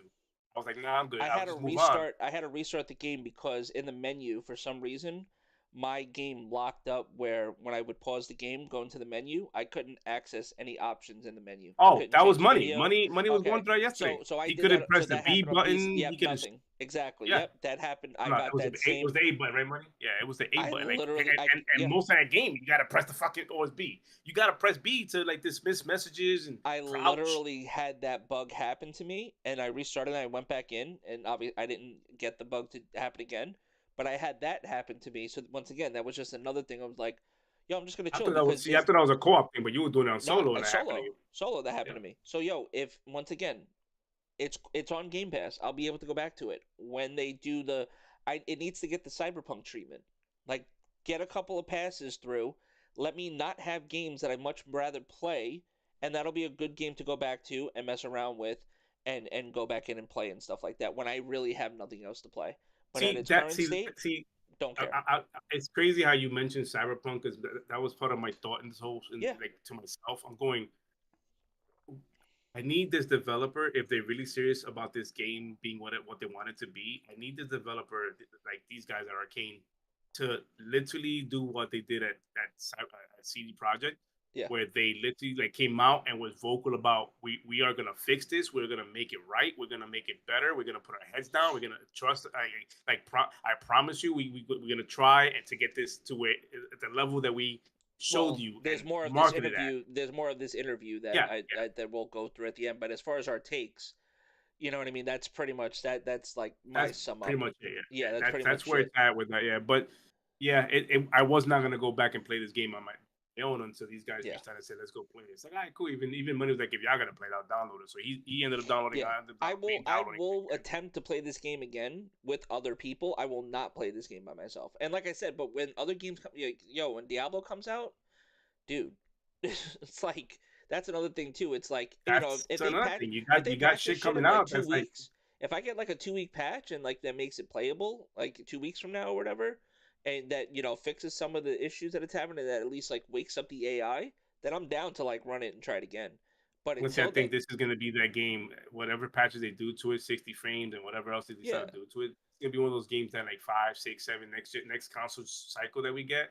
is going to be the Rise conversation. Oh my god, remember that game? It was so good. But remember, it launched rough, but it was good after. It's going to be that conversation where people forget because they're not going to just give up. They're not just going to give up on it. Oh, you know, there are people that are literally like, oh, they had, Arcane. They just had. Well, it's going to live on Game Pass forever, so you can't give up on it. That's the thing. You got to get it to some good state. Yeah, exactly. And that's unfortunately a sad thing. I mean, it's not like they probably didn't work hard on the game or anything like that too, but it's also their first time treading in waters like this. Also, the team, it's B Team Arcane. I hate to say it, I'm gonna say it. It's B Team Arcane, and that's not an excuse, but it's not main Arcane. Well, I don't want to say that because here's why I don't want to. I am gonna say that though. I'm gonna say the same exact thing, and I was like, this has got to be D Squad, B Squad, whatever you want to call it. It's B Squad. But this is the same team that did fucking Prey. Right. Oh, Prey is in a whole different. Prey looks though, but Prey's not this type of game. No, it's not. But I mean, in terms of visuals and animation, this is that studio. But Prey is not a looter. But Prey's not a looter shooter. It's not. But I'm talking about. I'm not comparing the genre. I'm comparing the visuals and the animation of the characters. Like you literally see hands that actually. Hands. But you see a gun being held like a gun should be held. But then what's the excuse then? If they did a game like Prey, no, but that's why. That's why I can't say B Team because they can do. They did a game like fucking. They can do a game. I don't know what happened with this one though. It's almost like okay, and this is where I go a little off the rail. It's almost like they threw their hands up and said, "All right, fuck it, let's just put it out. It works." You know what I mean? But it felt that way. Like they didn't finish the game before it. People were like, "All right, let's put it out." That's the issue. It had to have so many people look at it and play it before it got to this point because we were sold on this being a looter shooter. Excuse me, a looter shooter with a full vast world of vampires, and we're gonna be battling this shit throughout start, middle, and finish. I've yet to see that. I haven't felt that. The looter shooter part aspect of it is not there. It's just not. There's no looter or shooter to it. Well, there's a shooter, but there's no looter to it. Like it's just not there. So that's why, like, I don't even think this is the guy. I mean, I know they say there's the guy that Prey. I just said that, but it's like, is it really? I don't know if my brother said that this was also the team too, and I don't know if this was right when he told me this too, but this was the same team that also worked on Fallout 76. Which that game, we don't know the mess of that game when it first came out. But this is what I mean, right? It's in a lot better. Well, then, okay, there's your cup. I guess there's your half full. Now, if they're the team that did that, wait, this team did. This Arcane Line team did, or Austin team because did? They're not, because Austin, that was the name that was given after them. They were soaked up by Austin. This wasn't originally. It wasn't a split team. Then there goes your half full. There goes your optimistic part. If they can get Fallout 76 in the state that launched and was for a while to where it's at now, then okay, that's your half full portion of your optimistic. But it's still another game that launches is not complete. We could agree on that, obviously. How much of that are we going to take? Well, then again, I guess we don't have to worry about it that much because Game Pass, right? Game Pass, right? But it needed to just be. If we are with the pom poms, right? Exactly. If we're with the pom poms, then it's literally just it's on Game Pass, so it doesn't matter. You didn't pay for it anyway. It's like so that but also that's kind of like that's why when I said like in my tweet like I'm meh, is that because I didn't pay for this. I'm playing other games on Game Pass right now. I'm currently playing a $70 title on Game Pass right now, actively. And like, if for anything, my Game Pass pays for itself every single month because of MLB The Show. Period. The end. Granted, I could have just bought MLB The Show and then not have to worry about Game Pass, but there's other games I want to play on Game Pass, and there's other features and other things that I use in Game Pass. But my justification is just for that one game. But I like the ability to be able to play other games and try them out when I want to. That's the beauty of Game Pass. So that's why when we say Game Pass, it's on Game Pass. That's what we mean. It's like, bro, I literally don't have to spend $70 on this game and then be mad at that part where it's like, fuck, I spend a bunch of hours at work just to be able to afford this and pay my I would say that it's a hobby. Yeah. But you're still spending $70 of your hard-earned money on these games. We're not there. Like we can say Game Pass. So we fall on that sword every time, Game Pass. Yeah. And you're gonna have that crowd that says, "Well, that shouldn't be a testament of quality." I agree, it shouldn't be, but here we are. Yeah. No, absolutely. It's like that. I see it now more so as a saving grace than as a look how many good stuff we have. But because for all the good shit that is available on Game Pass, it sucks that this is like has to come out in the state that it comes out as, and then we gotta wait for it to be good, You know what I mean? Or you don't have to, because you could play it in its current state and enjoy it and be cool, and that's cool too. I'm not going to knock anybody, like you said, that wants to play this game and enjoy this game and stuff like that. Yeah, you can enjoy it and then wait for the passion and then be a cherry on top, or not enjoy it. It's just me personally. There's other games that I much rather put my time and effort towards. And I'd rather people do that. Like if this is not for you, don't waste your time being unhappy. Oh yeah, I will 100%. I'm not going to force myself to try to enjoy this game. I'll tell you that much. Right, and that's the part I see. I know people that do that. I've known family members that do that, where they'll force themselves to like a game for the sake of for the whole I'm a PlayStation, I'm an Xbox guy, I'm a Nintendo guy. I gotta see. I gotta stick with my people. It's like, no, you don't. No, you don't. This is that's not tribal mindset. Tribal, whatever you want to call it. Yeah, no, tribal. I'm not gonna do that. If a game is not it, it's not it. Call it. It's just I don't care. I own the console, not the company. Yeah, that part. That part, right? That's a good one, actually. That's a nice quotable. It is. Yeah. I own the console, not the company. Not the company. Shit happened to the company. I own the console. Yeah. I kind of want to get back into this interview a little bit so we can get a little more of the seeds.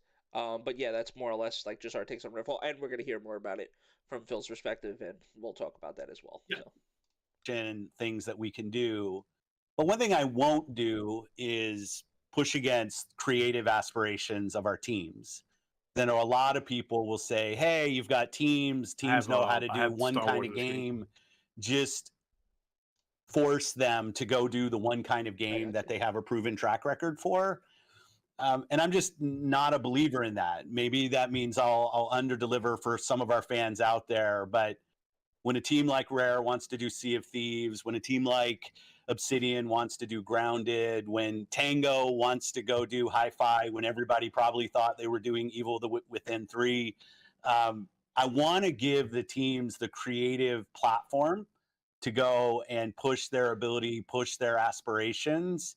But I also need to have a great selection of games that are continue to come that surprise and delight our fans. And so basically what he said there too, and I know I started the video like while he was talking already, but pretty much what he was saying was he doesn't want to dictate teams and tell them the type of game to make. He wants the teams to be able to say, hey, this is the game this is the game that we're going to make, and be creative and stuff like that, and we're going to give this a shot and see what happens, which is cool. But as he goes into in the rest of this conversation, maybe they should have been a little more hands-on and not so much like hands-off with how they've been. Well, I'll relate it to something relatable to me, being a father. Yeah. I'll use something in my world that can help me understand what he's trying to say here. I'm a father, and I'm a father of 2 kids. Both of them are young adults right now. At a certain point, I have family members telling me and friends to me, you should let them, do their thing and experience pain and experience falling, experience choices, so they can understand and build their own opinion and have their own mindset on things going forward. As a father, that's cool. Build character, correct. Yeah. As a father, I will allow that to a certain point. As a father, if I see my kid going down a path that I know through experience, you got to step. You got to step. That's when you step in. I step in and say, "Throw it down. Let's analyze this. Let's take a look together." That's how I can relate to this kind of thing here. Right. At a certain point, imagine in a business sense, like it's like, live free. Go ahead, go do what you got to do. But then when you start seeing like the team not kind of owning up to what it needs to do, then there's a chance that you might have to step in and be like, all right, like, yo, what's up? You don't want it to get too. That's the thing, though. You don't want it to get to the point where it's already like that. Like I don't know if we'll get to the part, but I remember tweeting this about you when we watched, because me and you both went over this interview and we kind of we were talking about in DMs, and I remember literally quoting you what he mentioned. Yes. And one of the things that he mentioned that I'm kind of looking for right now, but basically to the point that and this is Phil. This comes on a little bit later in this discussion. But he basically says that last fall, or when they made the announcement that the game was not going to launch in 60 frames on the Xbox, he basically said that he should have had the teams, because the Rare and the Coalition stepped in to help because of their experience with Unreal Engine. So that they're now helping and assisting Arcade Austin with getting the game up to 60 on the Xbox right now, like optimization and stuff.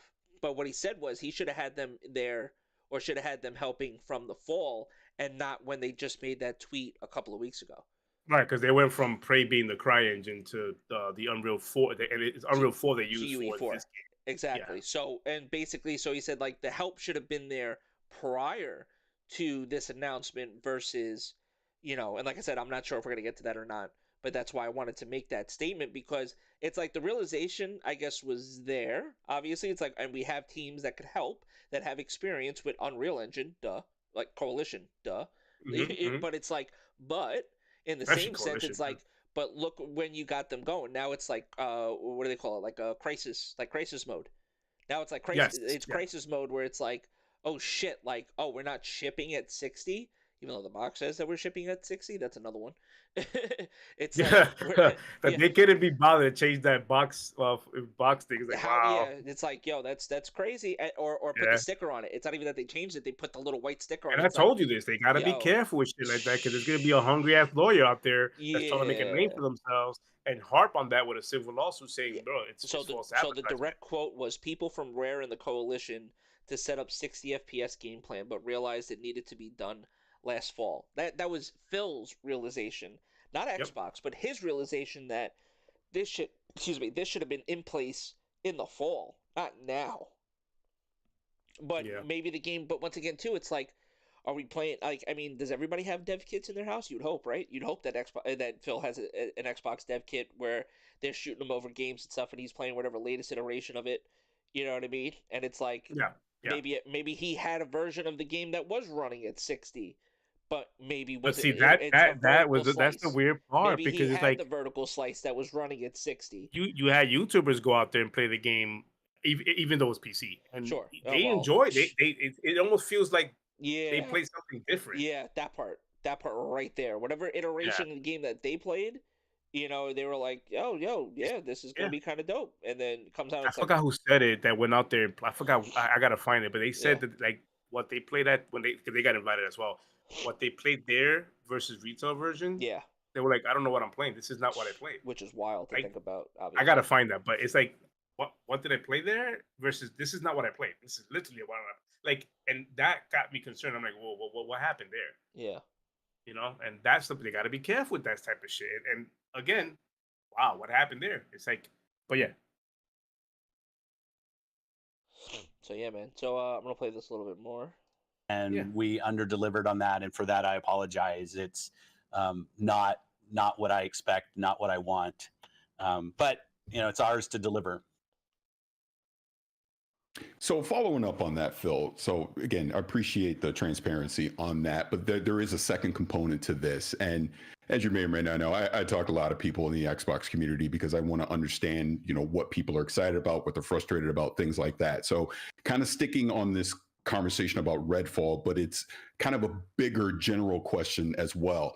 And I kind of want to read directly from this so I make sure I get it crystal clear. So do you feel that you don't feel that they pulled any punches with this interview, right? It's like in terms of softballing questions, no. Yeah. Okay. Right. No. That's what I thought. Like I definitely didn't see like I don't feel like they were holding hands, like or hand holding. I should say. No.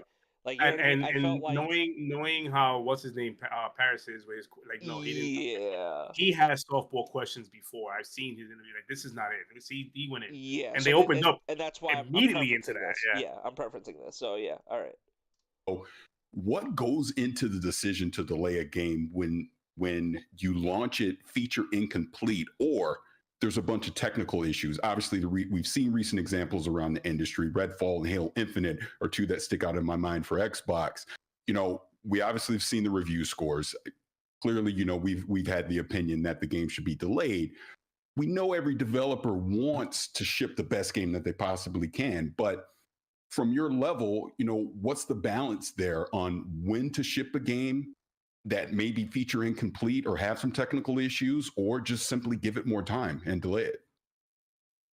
Well, I think those are, and I'm happy to go very deep on this. I think if I think about a team's execution on a game, we had a creative vision, and did we realize that vision through the game that we created? That's not a delay question if the answer is no. Like you can't take something that you started on. This isn't a Redfall specific conversation, right. But we will build games that review in the high 80s, and we will build games that review in the 60s. I mean, it's just kind of part of being in game publishing. And if you're afraid of that, then you shouldn't be in the entertainment business. You shouldn't be in the games business. That said, every time we deliver something 100% below our own internal expectations, that so he says internal expectations, and he drills into that, and that's kind of like where I want to talk to as well. But he's absolutely right too. It's like no, and that's the thing. It's like they knew before this game came out, like it wasn't probably the complete vision that this team had, but it's still come. So that's kind of like answers our question. It's like even though they didn't realize their full vision as a team, this game's coming out. It's like this game is coming out, and we will do what everybody else does in the industry. We will patch the fuck out of this game as we move along. Period. The end. And so that's pretty much where we're at with that. It's this game is coming out. It's coming. Well, I mean, remember now, this is part of the 12 months plan, and it was already delayed once. It's like there's a lot business wise, that goes into deciding this game comes out or not. And I really do wholeheartedly believe that at a certain point in the cycle of this game, the development cycle of this game, that they got it to a working state. Yeah. And everything bells and whistles that was supposed to be in the game was like, okay, we're gonna push this to post patching. To post launch. This is all post launch now. Patch. Yeah. And let's get this game out because it literally works. It's running. It's not broken. You can go to A to B and we're good. Send it out. Yeah. I'll deal with the backlash later. Yes, but I'll deal with whatever comes from it. But nah, this shit is coming out. Like exactly. That surprises us. We should check our process. I don't look at the review scores on Redfall, and there are quality issues, and we're working on those. But I think there's a fundamental piece of feedback that we get that the game isn't realizing the creative vision that it had for its players. That doesn't feel like hey, just delay it. That feels like the game had a goal to do one thing, and when players are actually playing, they're not feeling that thing. They're not feeling the creative execution of the team. When a game needs to be delayed, what we did with Halo, we did with Starfield, we did with Redfall, because the production timeline is saying we have this vision and our production timelines don't get us to the completion of that vision, we do delay games. We do that. Learning about the quality, there are clearly, I've seen them. I know there are bugs in Redfall that's launching. But when I look at like the crash rates on the game, because we get all the telemetry of everything that's happened, it's not out of proportion for a game that has just launched. Real quick. This is what I say all the time when it comes to these, like, there's levels to game creation, and a lot of people speak. This is what I mean about the gaming community when they speak out of lane. Yeah. And they speak in absolutes, as in I know exactly how game productions happen and devs happen. Yeah. What he's saying, I love that he's mentioning telemetries, analytics. Those type of things are the behind the scenes stuff that as gamers we don't give two shits about because we're consumers.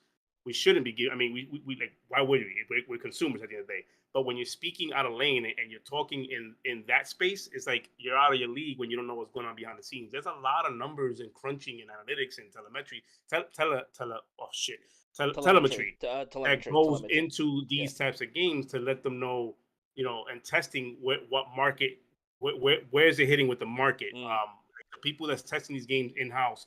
Like not the devs, but like how they get people from outside public, they bring them into a private room, screen it for them. Where are their feelings and emotions on this? He talks about it. He literally talks about it in this interview. That's why this interview is a gem, man. And and no, we're not gonna play through the whole thing. I'm kind of just playing a little bit of the juicy parts, but just trying to make sure we get the point across too, because it's like to your point, it's like people don't realize what actually goes into this. There's a lot. If you want to play both roles as well, it's like, what are the heads? What are the people? What is Phil doing specifically to make sure shit like this can be, I don't know, avoided, worked on?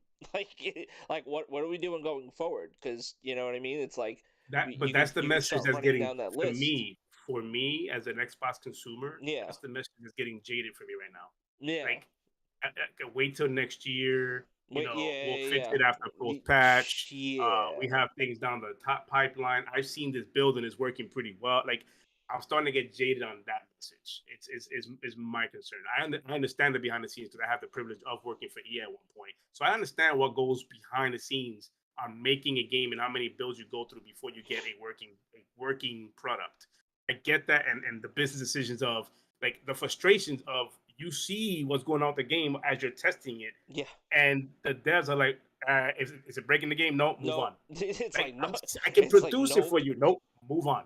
But I can reproduce. Nope. I'm telling you, we'll if it's that important, we'll fix it later on. We'll wait for feedback. It's like does the game literally like brick? No. Okay, we're good. Right. That's what they care. It's like, oh shit, like it doesn't, but no, there's no buts. Is it breaking? No, we're good to go. No. Your machine still works. Let's go. Yes. Like it gets to that point, and they really like. Which is sad, but it's like fuck. It's like that's. But that's the business side of the gaming. Unfortunately, the suits that are involved in this, where it's like. It's one of those things was like we'll wait for reaction from the community once they pay $70 for it or $60 at the time or $50 or whatever. Like that's what happens. Like they ship it out and depending on the reaction of because it's very anywhere. It could be anywhere because a game can ship and be like culturally like loved with all its flaws and be like the cult favorite in the community, right? But a game can ship AAA title can ship like beautiful, no broken button, nothing. Nah, this game ain't it. Like, so it's always, you don't know. So, like, when they send it out, unfortunately, it's with the consumers after they pay for it through Game Pass or, regular retail price, or like Risk in the chat. Thank you for joining in. Like in Australia, where they pay hundreds of dollars for a game. Yeah, that. And then his part is, this is broken. I don't want this. Yeah. That's when they go, oh shit, you know what? Billy from, Kiwi that tested this side out. Did he catch that? Yeah. Yes, motherfucker. I caught that. I told you I caught that. It was in the notes. It got escalated. And the next thing you know, you're having the HR talk, and they're sitting down going, your quality, you missed this. What's going on? Yeah. And you're sitting there defending yourself as if, bro, it's not my fault. But then next you know, you're on the unemployment line looking for work. By the way, that didn't happen to me. That was not me. But several people on the line that worked with me, it happened to, where they would catch these things, reproduce it, report it, write it on a spreadsheet, Excel sheet, and everything. And now we're good. Game comes out. That's exactly what the community honed in on. Yep. Comes back. Who missed it? It ain't the dev because the dev is getting they contracted work and they're getting big money for it. It has to be somebody in the QA. Like it's a sad reality, but that's what used to happen in the industry back then. So listen, I'm glad that he brought up the numbers and stuff. Yeah. So listen, I skipped ahead kind of to this Phil on lessons learned. I implore anybody that really wants to see this that didn't see it, go watch this interview. This was great by the guys here. KindaFunny XCAST. This is really solid. Definitely.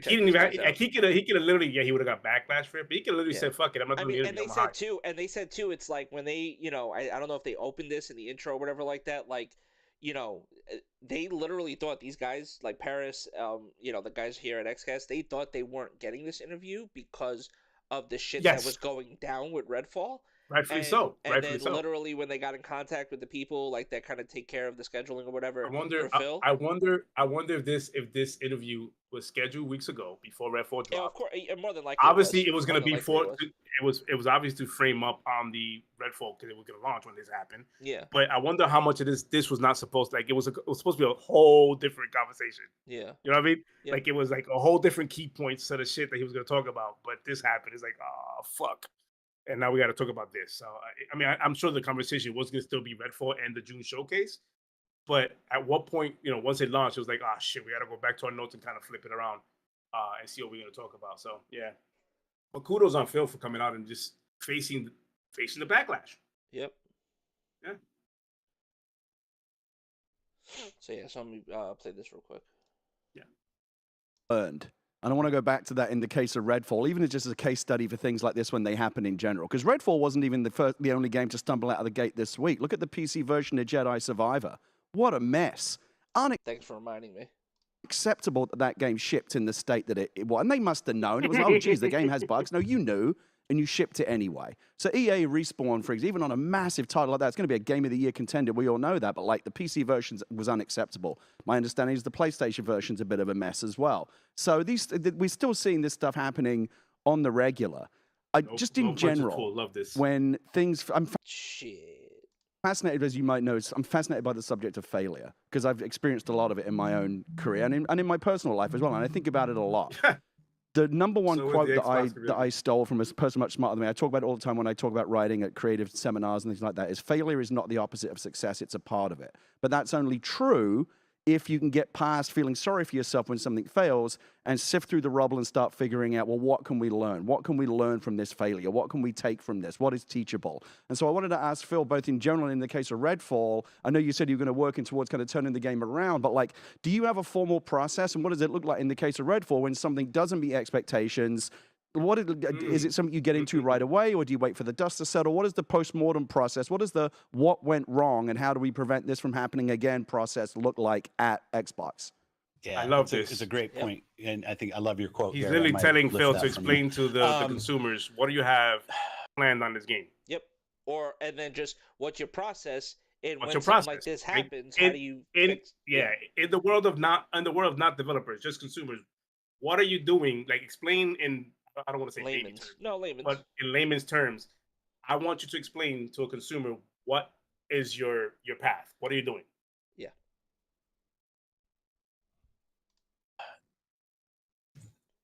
People don't have to care about this, but I'll talk about it. When we acquire studios, there's games that are in development when we acquire a studio, and then there's things that are either really early in development or not even conceived yet. And I think we need to improve on engaging in games that are midway through production when they become part of Xbox. I do think there's a different expectation for a game and even a team when you've been third party and all of a sudden you become part of first party. There's a different expectation in terms of how you're going to perform on our console. I think there's a different competitive set when people look at what this game is and the other games that they're going to say, hey, I want this game to feel as competitive as this other game on another console platform in our case. And we didn't do a good job early on in engaging with Arcane Austin to really help them understand what it meant to be part of Xbox and part of first party, and use some of our internal resources to help them and kind of move along that journey even faster. So we kind of left them to go work on the game. They're a very talented team. I love that team, and I still do, and I will totally bet on them to do another great game. But when like Matt Booty and Jamie Leader, who's running ZeniMax, and I sit down, I think we can engage earlier with our different studios. And I do think there's a difference when we come in when the creative's already set on a game. That's not washing our hands of any of the creative. Every game we ship from our teams is an X. So right there, he's taking ownership of basically saying like, yo, this game wasn't started when we bought Zenny, when that whole merger happened, but we should have maybe interjected when we did take over. Because even though they might have high-handed us at Zenny, but that's been like, yo, this is what we're doing, and then we've been like, cool, and then just, okay, cool, let us know what you got going on later on, and then whatever. But like, they're like more hands-on approach. Yeah, I would say so. Like, specifically with the ZeniMax or the Bethesda Studios.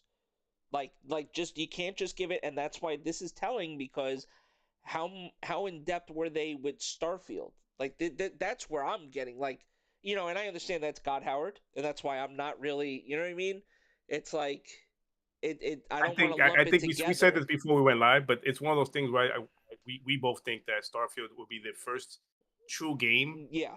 That from, I wouldn't say start, because the game was already started, will be under the Xbox umbrella as far as them having hands on this game. Be there and go, and that's relevant with the delays and everything, like them being there going, now we are going to be here from now on, we're all hands on this game. I think Starfield will be that first game going forward, because before this was what, Deathloop, Tokyo Ghostwire, and now this, which is Redfall, all those being under production. Like, a lot of it was under production for the most part when it was still considered under their own umbrella, not like Xbox. And these games came in already at the state of probably on Alpha 2, Alpha 3. Hi-Fi as well. That one with Hi-Fi as well. Yeah. So these games are probably already high on the alpha builds, and already working projects before it got, to the merger of the companies. But Starfield, I think, was probably early on Alpha 1, even probably pre-Alpha before Xbox took over. And then when they took over, saying, no, this is going to be a hands-on, because I think they're treating Starfield as that flagship. I want to add this, because I forgot to say this with Redfall. Go for it. I never thought Redfall was the title to carry Xbox. I didn't ever think it was that AAA title that was going to bring the sell consoles. But that narrative needs to get squashed. I was going to say, it needs to get squashed. But people in the community and listen, in that marketing, when we talk about Xbox marketing, They were pushing it like it was like this banger, and not to say that it can't be. Marketing was pushing it, yes, but the legs on that marketing were clearly the consumers, clearly the consumers, because it's like it's one of those things like the narrative. What was the narrative we're hearing for weeks and weeks? And now, I'm not talking about your regular consumers. I'm talking about the ones that are really about the diehards, making the brand their personality, you know, like that. And they're like, oh, this is gonna be the banger that like that's the part that's disingenuous. Like you made, and I say this all the time, when you have a platform, I don't care if you have 1 follower, 1,000 followers, 50,000 followers, subs, whatever, you still have a what's the word I'm looking for? You still have an accountability to your peers, to your community. You still have to respectfully like tone that down, like tone it down, kind of almost. And I don't want to speak for nobody, but it's it's one of those things you have responsibility. Live by that shit when it goes the other way. Oh, you better live by it when you go search. Because if you sat there for weeks thinking this is keep that same energy. Sat there for weeks saying this is the game, it's gonna be banger, it's gonna kill all of this.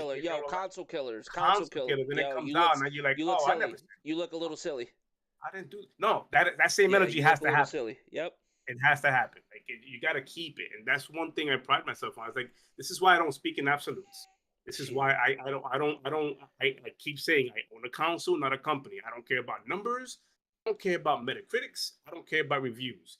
I care about the game I'm playing on my console, and if I'm having fun with it or not. At the end of the day, I'm paying hard-earned money on this. Yeah. I can care less about who's winning what war and how you feel about it. At the end of the day, this is what we get, and we have to keep that same energy. The same way we praised them for Hi-Fi, it's the same way we got to sit here and go, well, they missed the mark. They missed the mark. Yeah, you missed the mark. For sure. Yeah. I want to get through this a little bit more. Don't worry, guys. Not too much longer. Xbox game, and so it's a full responsibility for it.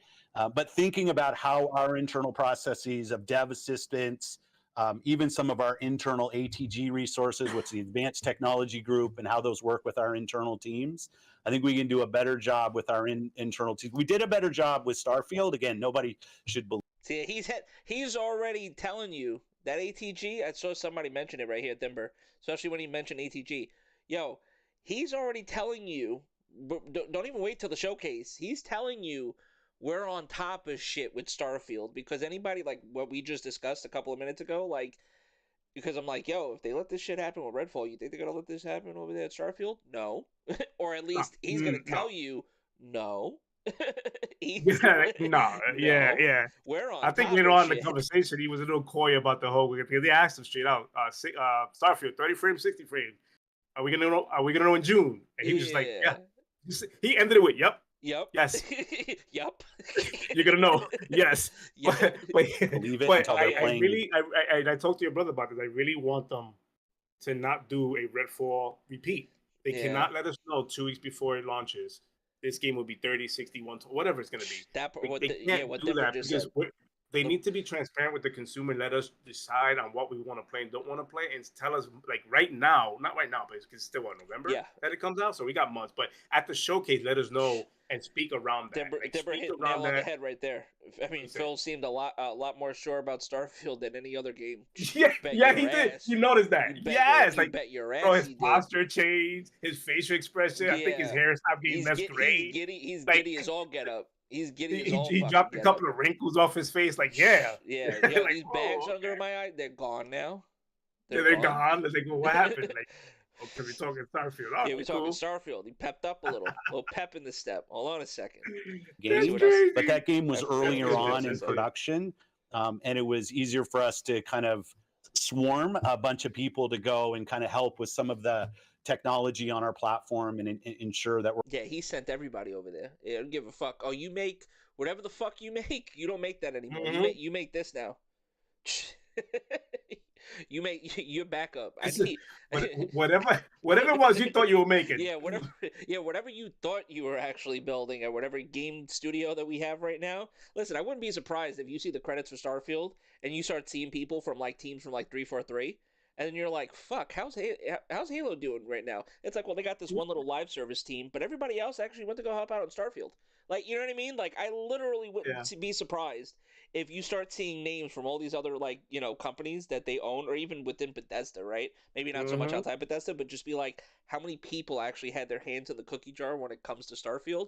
It's definitely going to be interesting. Bro, every fucking body's on this motherfucking project. For Everybody. sure. It's like when you see the rolling credits on like a Marvel film, and then you realize like who fucking touched it where, and how you still see ILM. You still see Light and Magic, and I'm like George shit, Lucas? you never like whoa, George Lucas still involved in this? Yeah, It's gonna be the same thing with Starfield. Like, wait, what? Yeah.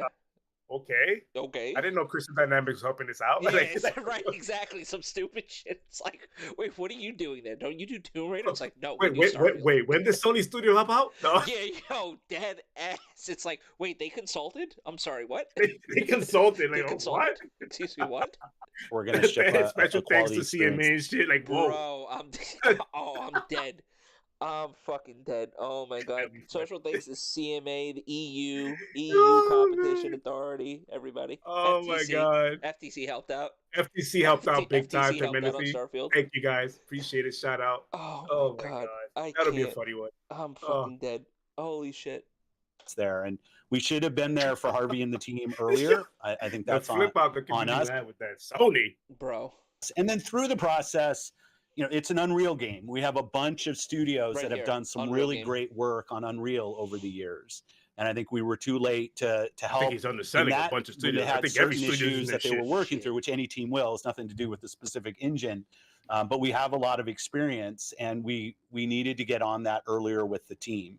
And we didn't do that. And that's not an excuse. You asked just to kind of diagnose.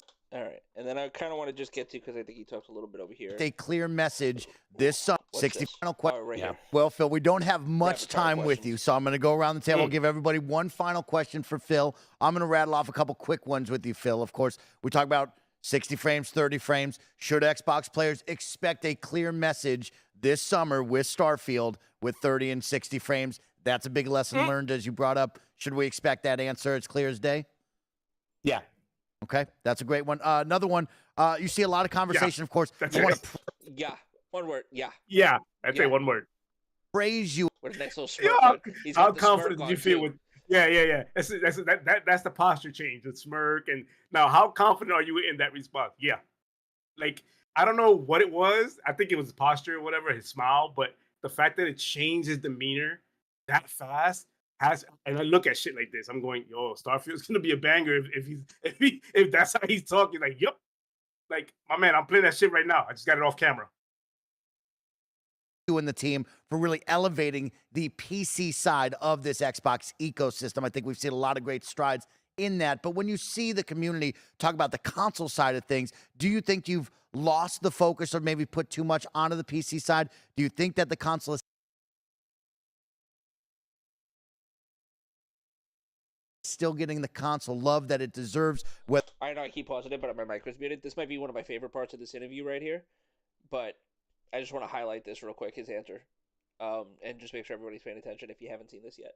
Whether it be the homepage update, achievements, of course, looking forward and using the power of this next gen. Do you think you guys have lost that focus, or is it still there, and can we see more love on that side? Well, we'll definitely continue to focus on making our console experience as great as it can be. I like the homepage refresh and some stuff. I will say this might be disruptive as well. We have a different vision. Paris talked about. I'm sorry, Phil. What? One more time. Say it again. We have a different vision. Wait, I'm sorry, Phil. One more time. Disruptive as well. We have a different vision. What's that vision, Phil? Paris talked about this. It's play the games you want with the people you want anywhere you want. We want Xbox to be something that people who buy our console can feel like they're a member of. Obviously, who are playing on PC, who are playing on cloud, that they feel like they're full members of our ecosystem. Game Pass players can play on many different devices, and we remain fully committed to that. We're not. How committed are you to that, Phil? Any different devices, and we remain fully committed to that. I got shit to say about that. He's fully committed, though. All right, but go ahead.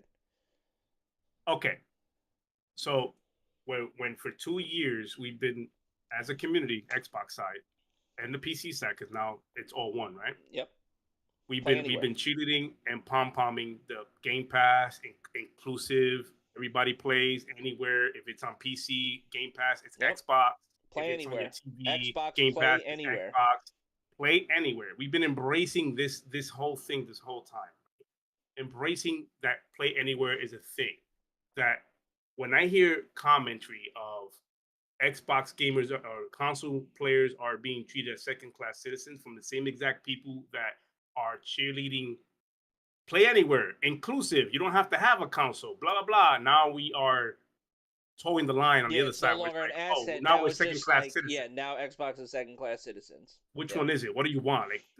You can't have the cake and eat it too. Like, this is what inclusivity means. It means that the vision that Xbox has right now, and he's been saying this for quite some time. The vision is, I don't want you to just be limited to a console. I want you to play on everything. Yeah. Now, if we're talking about the game plays worse on one side and not the other, that's a conversation to be held. Of course. But we've already proven that this game, especially Redfall, is not an issue not only on PC, but it's also an issue on the console. Yep. So no longer the conversation is second-class citizen. It's across the board. It's across the board. So I can't understand why that conversation of second-class citizen exists when we've been for 2 years as a community towing that line, inclusivity, and we're all about one, and Xbox Game Pass is exactly that. So if you play it here, it's still Xbox. If you play it there, it's like we're having this conversation, but then talking out the side of our face, saying, "Oh, we're second-class citizens." That to me is disingenuous and inaccurate. It's very off-putting. Where are you at with this? Yeah. We're not in the business of out-consoling Sony or out-consoling Nintendo. In the business of out-consoling Sony or out-consoling Nintendo. There isn't. I just want to make sure I'm not even saying two fucking words. I'm not taking this out of context. I just want from the horse's mouth, everyone, okay? All of you that listen, anybody that's just been reading anything, from the horse's mouth. One more time. About consoling that. Let me ask you. Yeah, because I'm going to play it again. But go ahead, yeah. Yo, I want to ask you, with him saying we're not in the business about consoling Nintendo, yeah, or consoling Nintendo or Sony. Yep. Do you take that as we gave up, white flag, we're done? I'm not doing this no more. No more consoles. They're just content. What it means is they're not playing the numbers game when it comes to how many consoles did I sell this month. Everybody that wants to post those MPD numbers, and everybody's like, yo, look how many consoles we sold. Microsoft doesn't give a fuck about how many consoles they sold in a particular month. You know what number they really care about? How many members did they grow on Game Pass? That's the only fucking number that matters to them. It's saturation. How many more people are on Game Pass now? How many more devices have people logged on to play said games? Period. The end. Because what did we speak about? What did we speak about before we went live? How the Game Pass subscription period is a sustainable business if you can provide the content on that. No matter if it's good, bad, mid, whatever it is, providing content at the end of the day wins the battle. He from the business side of things, he needs to put a sustainable. He's the head of a company, right? Of a division. Of a division of a company, yes. Of a division, and he needs to put out there something sustainable that's gonna pass the if they ever decide, and I'm not saying they are. If they ever decide not to be in the console space, which is what we've been told for a couple of years now, that if we are going to continue with the console, but if this doesn't exist anymore, because it's not not the company predicting it, it's us, the consumers, predicting where are we playing our games. If the numbers are starting to go more to the mobile side of things, meaning the games are coming to me rather than me going to the games, then what are we talking about? Because if it's shifting, the company has to find something. If they had it their way, Game Pass would be on PlayStation. If they had it their way. If they had it their way, If they had it their way, and if it was allowed, they would literally put Game Pass on PlayStation. They would put it on Nintendo. They don't give a fuck. They care about that. This is why that conversation, when he says things like this as the head of the company, the horse's mouth, like you said, when he says things like this, to me, it puts to rest this whole console MPD, who sold the most and how many of it they sold, and record breaking numbers. That's fine. Fuck? That's cool. But I don't still gonna sell the most. Who gives a fuck? I don't get a paycheck from them. I don't. You know what? I got to count again. I will repeat this. I own a console, not a business. I don't own Microsoft. I don't own Sony. I own a console, an Xbox console. I don't care how much of these things you sold. It's in my house. I want to play what you got. I want to play the games you got for me. That's what I care about. When you and he's putting that to rest. What's new on Game Pass? What's new on Game Pass? That's what I want. What's new on Game Pass? That's it. On Game Pass. How many times have I said when you mention the game to me? Is it on Game Pass? Yeah. It's on Game Pass. That's what I give. Is it on Game Pass? That's what I give a shit about. Because literally, is it on Game Pass? All right, cool. We got friends who comes to the party. Like he came into our party yesterday. What are you guys playing? Redfall. Oh shit, it's a new game. Yeah, it's a new game. Because believe it or not, there are gamers out there who don't play on Twitter, and they don't know the fucking space like we do. Nah, they rely on their friends. They rely on their friends to tell them what's out. Imagine. He legitimately asked, "Is this a new game? What is it about?" Yeah. And I'm like, "Oh, vampires." And you hunt down. Think of Back for Blood, Left 4 Dead, Borderlands. Your brother said Borderlands, that type of stuff. Yep. And he goes, "Oh shit, that's something fresh. Vampires instead of zombies. I'm down for that. Where's it at?" I'm like, "Game Pass." He goes, "Oh shit, it's on Game Pass. Is this an Xbox thing?" Yes. All right, downloading it now. There you go. Yeah. Like, it's crazy how that still exists, right? Like, it's one of those things where we are in the world of always being in tune to what the conversation, discussions around gaming is, because that's what we choose to do. But there's many, many people outside of that sphere that don't know that conversation and are legit asking, is this a new game? What is it about? Where can I get it? How much does it cost? Period. Yep. So, yeah. All right, let me finish this up. We're not in the business of out-consoling Sony or out-consoling Nintendo. There isn't really a great solution or win for us. And I know that will upset a ton of people, but it's just the truth of the matter is that when you're third place in the console marketplace and the top two players are as strong as they are and have, in certain cases, very discrete focus on doing deals and other things that will that kind of make being Xbox hard. Okay. And he said the thing too that people say and everybody wants him to say. He said that thing too. He just said it. The exclusivity deals that everybody talks about that, yes, Microsoft used to do as well, but don't really do as much anymore. This goes outside of marketing deals. This is exclusivity deals, like we just will not put games on your console because we signed a contract with another company that said don't put games on this fucking console, period, the end, full stop. Okay? Yep. So he said that. So how do they contend? It's not by going to companies and offering them contracts to not compete with other companies, other console makers. It's Game Pass. That is how they're contending. The beauty of that statement you said is that rather than throwing money at deals that publish or developers like different companies, say Final Fantasy or whatever, the Capcoms of the world, Metal Gear Solid or whatever it is, instead of going, we're going to use our money and throw it at you so you can put it on our ecosystem only. They are about the life of inclusivity and play everywhere. They're not just talking it; they're living it. They want you to experience that game everywhere you can. It may not be on Sony, but it can be played on your PC if you have a good running PC, or your console, or your phone through the cloud, or your tablet. If you have the TV on your TV, the Samsung TV on your TV.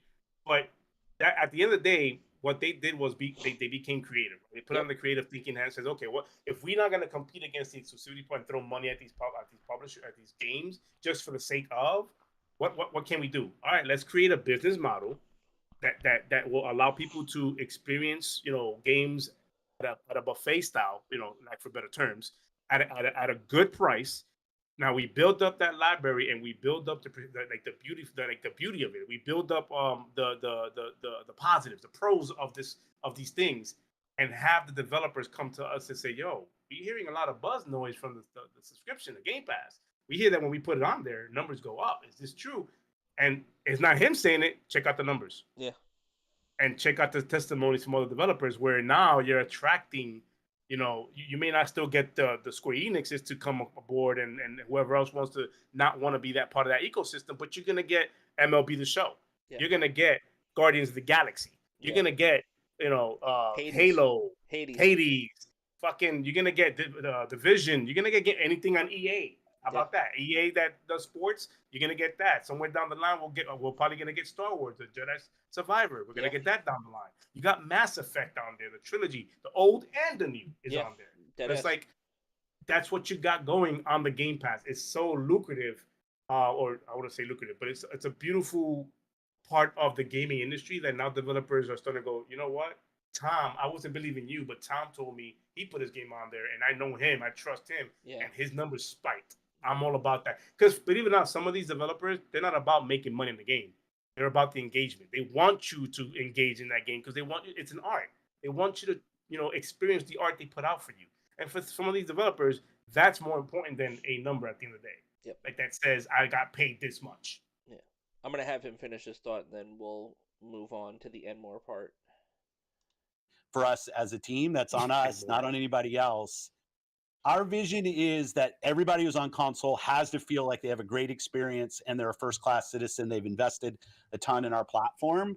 But we are not in a position, and I see it out there. I see commentary that if you just build great games, everything would turn around. It's just not true that if we go off and build great games, all of a sudden you're going to see console share shift in some dramatic way. We lost the worst generation to lose in the Xbox One generation, where everybody built their digital library of games. So when you go and you're building on Xbox, we want our Xbox community to feel awesome. But this idea that if we just focused more on great games on our console, that somehow we're going to win the console race, I think doesn't really lay into the reality of most people. Like 90% of the people every year who walk into a retailer to buy a console are already a member of one of the three ecosystems, and their digital library is there. This is the first generation where the big games that they're playing were games that were available last gen. When you think about Fortnite and Roblox and Minecraft, like the continuity from generation to generation is so strong. I see a lot of pundits out there that kind of want to go back to the time where we all had cartridges and discs and every new generation was a clean slate and you could switch the whole console share. That's just not the world that we are in today. There is no world where Starfield's an 11 out of 10 and people start selling their PS5s. That's not going to happen. I'm ending it on that one. Sorry. Yeah, definitely. Literally ending it there. Oh, did you see the 11 out of 10 part though? Yeah, that's why. That's so where I'm ending it. My take on this thing here is this segment here. I think out of the whole segment, the whole interview, I think this is the biggest one that got twisted when he mentioned, the whole. Starfield 11 out of 10 is not going to sell consoles. We could throw out bangers out there. Won't sell out. He didn't say bangers. I'm saying bangers. But that you can do a lot of great games and put them out. That doesn't necessarily mean you're going to get people to switch over. And a lot of people took that as, so what? You're just going to keep putting out shitty games out there? No. That's not what he said. That's exactly not what he said. He's a businessman, for God's sakes. Why would he benefit from that? I'm going to build this catalog in the best way I can. But I'm also going to try to focus on making sure the games that we do put out there don't fucking suck. And we missed with Redfall, but we're not going to miss with Starfield. And you better believe we're going to try as best as we can to fix Redfall to get it to the standards where it should have been when we launched it. And anything coming out, and hopefully, if the fucking deal goes through, everything we got coming on board is only going to build that catalog bigger and better for everyone, because and that's what he meant about building the digital catalog. Because at the end of the day, if you've owned a PlayStation and/or Xbox for the last two generations, especially last generation to now, PS4 Pro, Xbox One, Xbox One X, you have built a digital library that you don't like. It's if let's say you have an Xbox or just a PlayStation, and you invested thousands of dollars on these games, why would you say, fuck that console, I'm moving on to the next, and all the thousands of dollars I put on there, gone. I don't care about it. Don't care. I'm gonna move on. It's not what it's like what he said, not traditional sense of cartridges anymore or physical disc media, where you literally every generation literally was a restart. It was like, okay, next generation, which one am I going with now? Which is what I did. PlayStation, then I went to Xbox, then I went to PlayStation, even though I owned both brands for a majority of my gaming experience. It's only now that I've gone only to Xbox alone. It's one of those things like, I agree with that. I'm not going to ditch my PS4, even though I'm on Xbox right now only. I'm not ditching that PS4. I got too many games on that for me to go, oh, shit, time to switch hats. It's like, and also that whole team mentality where it's like, team green, team blue. That's where that falls into place. It's like, like you can own both if you can't own one, but for those who can only own one, yeah, this is legitimately a good thing. It's like you can't expect people to just move on to move on. You have to build on that. So yes, maybe not 2 or 3 bangers in a row, but over time, if you have better quality, then you're gonna start having that conversation with like, maybe we gotta start taking this shit seriously. yeah. I mean, can listen, only afford one console. I implore anybody who hasn't done so to watch that full interview. I did the best I can. I mean, it's kind of weird playing a whole interview through our lens. We're kind of like just going over the things that he was saying. Obviously, if you want to see the whole interview in its entirety without the skipping and the cutting, definitely go back to KindaFunny. Shout out to those guys too for that interview as well too. Shout out to Phil for just being as open and honest as he probably could have been, and just just willing to kind of take the hits as well too, and hopefully just going forward, we just get more good news, more good games, and just hopefully they could rectify what happened with Redfall through updates and patches and stuff like that, and we just the next series of games coming out, hopefully there's just better stuff. There's better news down the way. Definitely. What I mean? I'll bookend that to finish that conversation with thank you for the chat for allowing us to have that conversation honestly and openly, with no bullshit stuff in the chat, and we appreciate you guys for that, man. It's the only way we know how to do these kinds of reporting. We tend to not want to talk about these. Not that we don't want to talk about it. It's just that we're about games and we like playing games, and it's kind of sometimes it's difficult to avoid these kind of conversations. It has to be had. Yeah. But we try to provide that conversation as open, as honest as we can, open-mindedness. And yes, kudos to the team that like with the questions, and kudos on Phil for even showing up, when it mattered, and talking about what was very difficult, what it looks like it was very difficult to talk about, which is the state of Redfall and not just Redfall, but the whole Xbox as an ecosystem. But yeah, that was our conversation on that, and I appreciate you guys for understanding and keeping an open mind with us as well. But we move on to the end more part. Yeah, no, we got some quick hits before we actually get out of here. Storage. I mean, we've been talking about storage a lot for the Xbox.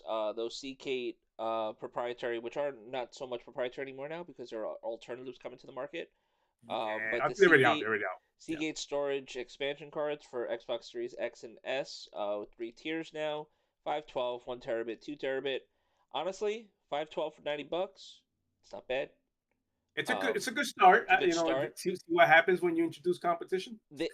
Right, 129 I think is like a really nice price point. Oh, here. the 219, right? It was 220. Yeah. So, but 149. $60 drop. Yeah, that's still not bad. I'm not here breaking down all the math and shit like that, but because I'm not doing like how much you're paying per. Go back to 512. 512. How much is that again? 89. Okay, so $90. That could have been like, in my mind, in a perfect world, this is $69.99. This is 120. Actually, $79.99 maybe. I would say probably 69. 69 to $79.99, like almost like a 512 like hard drive, like this. Say take down, take about another $10 off that one. Yeah, this guy right here. If you can't put it any lower than 129, I think 129 is a good price point. 149. I think that's a sweet spot. 129 is a sweet spot. We should probably get that for the holidays now. And this guy should have just been 230, and they should have bit the fucking bullet there. 220. Give it the 1 terabyte original price. 220. Yeah, just do the 220 for the one like what you had there, and I think eventually that's probably where it'll come down to. Yeah. But hey, you know what I mean. We'll see, but still competition now that we got Western Digital out there. Exactly. So now you got some prices out there, too, and but yeah, that's pretty cool. As you can see, Xbox is still backing the Seagate because that's the partnership they got.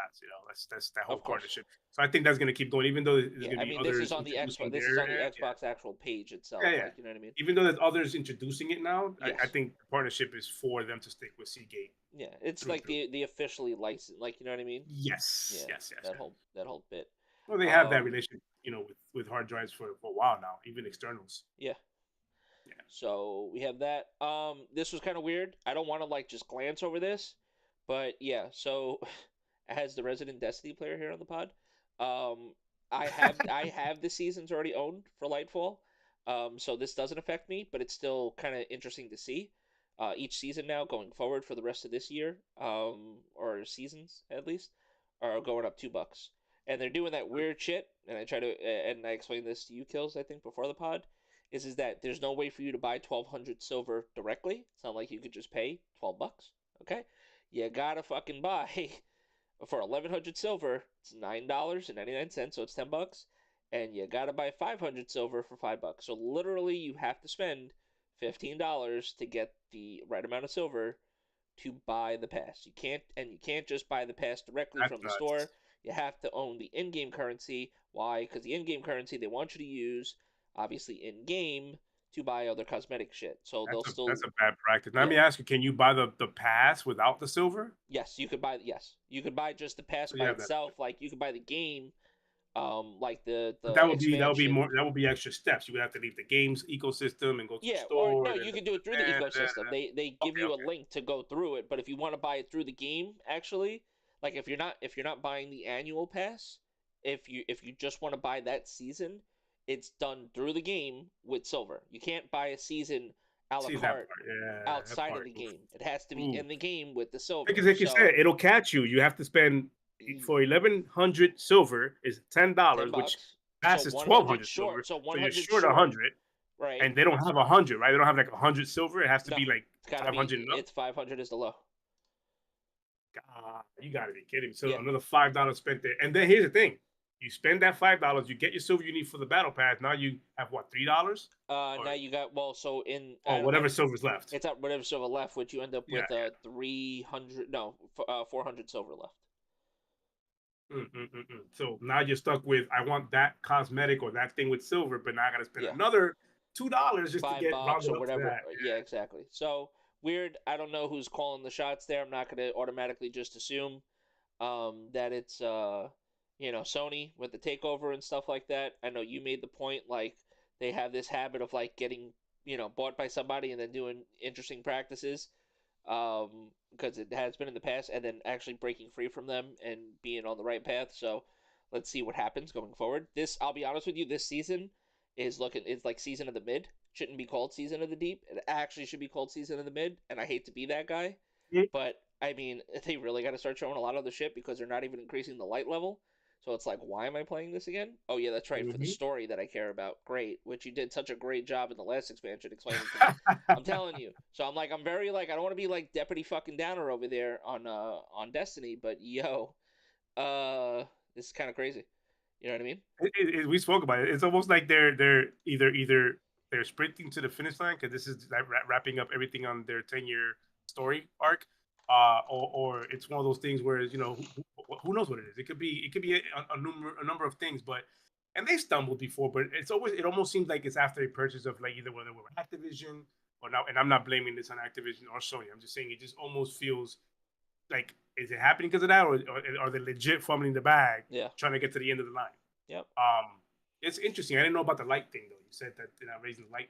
You told me this before we went on live. And this season, it's not going up any light level, so it's like, well, what the fuck are we doing then next season? Oh, that's right, we're playing for the story, I guess, and weapons, I guess, and stuff. Yay!